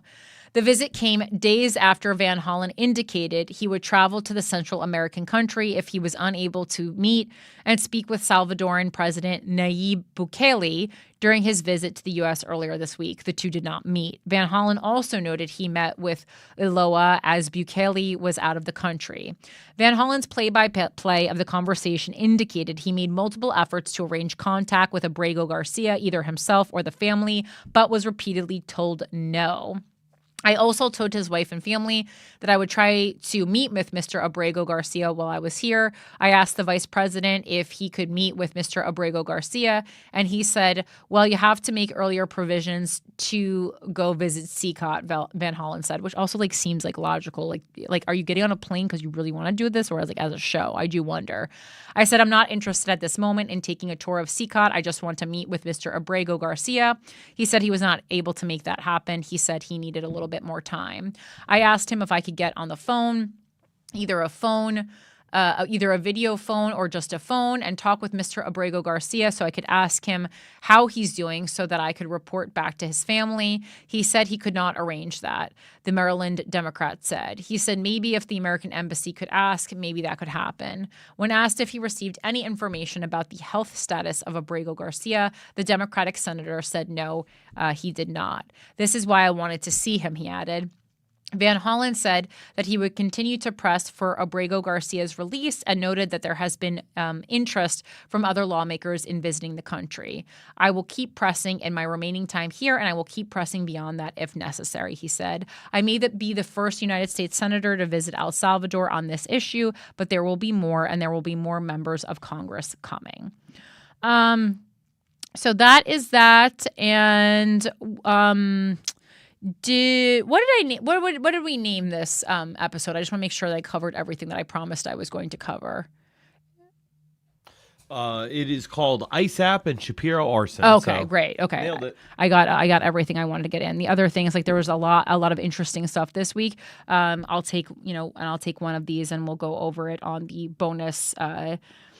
On the bonus story that we're going to do. But thank you so much for joining me this week, everybody. It is, I know it's crazy, but this is, now besides Guys We Fucked, this is the most relaxing thing I do all week. And that certainly had not been so. A lot of times I found this show not to be stressful, because I've always enjoyed doing this show, but certainly reading all these stories about, the downfall of the government was not relaxing. But now that I'm, vying for a role in government, I would say this is actually by far one of the most relaxing things that I do all week, which does not bode well for our elected officials. So yeah, this is where we're at, baby. We are out here. For more information on my campaign, you're going to head over to CorinneFisher.com. Follow me on social media. I'm on Instagram at Corinne Fisher for Mayor. I'm also on Instagram at Philanthropy Gal. I'm on X at Philanthropy Gal. I'm on Instagram at Without a Country podcast. Mike is at them Harrington. I'm also on Blue Sky as Corinne Fisher. I'm on Threads as Philanthropy Gal. I'm everywhere. But if you type in Corinne Fisher, most times I'll just come up there. Mike, do you have any weird shows to promote this week? Nothing weird, but there is a very fun show coming up this week. New York Comedy Club, East Village location, this Thursday, the 10 p.m. show. I got Louis J. Gomez, Caitlin Palufo, Nori Davis. Should be a pretty fun show. Great lineup. Yeah. We're doing good things over there. Mike Fig's hosting, so you're going to have a good time. That's fun. And then also, speaking of New York Comedy Club East Village, we have another campaign event coming up. The link is live now. I don't know if you'll be able to get to it, but I will make sure it's live, by Friday, I think, because we talk about it on Guys We Fucked. But May 4th at New York Comedy Club East Village at 7 p.m., I am doing we're doing a drag show and stand-up comedy show. It's LGBTQ themed show to benefit Corinne Fisher for mayor. Everyone on the show is a part of the LGBTQ community, except for Christina, who's just an ally. But so Christina Hutchinson will be doing stand-up. We're going to have Izzy Uncut, who's been on this show doing drag. We're going to have Vicky DeVille, who, friend of mine since I was in middle school, who also performed at Guys We Fest, is going to be on this show. We got Emma Willman. And I think we're going to have a surprise guest, but it's a great show. I myself, will not be performing stand-up as I am on hiatus. That being said, I'll be talking politics at the end of the show, and all of the proceeds, after we cover the split with the comedy club, will go to the Corinne Fisher for Mayor campaign. Tickets are $30. You have to contribute via the contribute form again. There is an other section that you can click and put another amount of money in. Don't do that, because then I'm gonna have to pay my treasurer to refund you the money, and it's actually gonna end up costing the campaign money. So you have to pay $30 to get in. That is a very reasonable price for a comedy club. It's actually lower than most of the tickets for that comedy club, but we need that so that we can make a profit for the campaign and also cover the expenses from the club. Again, and if that's too rich for your blood, I completely understand, but that is just the cost. You are getting a show. It's not just a contribution, obviously. So you must donate $30 per ticket to get into the show. Please don't give me a headache by doing. We were a little loosey goosey with the first one because I didn't want to be combative, but we can absolutely not let anyone in. $30 is very, very fair. Most politicians who are running events are charging hundreds and hundreds of dollars. I'm really trying to make this accessible, but again, we have to earn money. So that is what's going on. It's going to be a fucking great show. It's for $30. You are getting to see so many different types of art. It's called Politics Doesn't Need to Be a Drag or Have to Be a Drag. You get it. I made a little pun there. And it'll be great, and we'll chat, and all that will be good. And if I would recommend, please buy the tickets, especially if you're a New York resident, before April 28th, because then it will count towards matching funds. All right, that's it for today.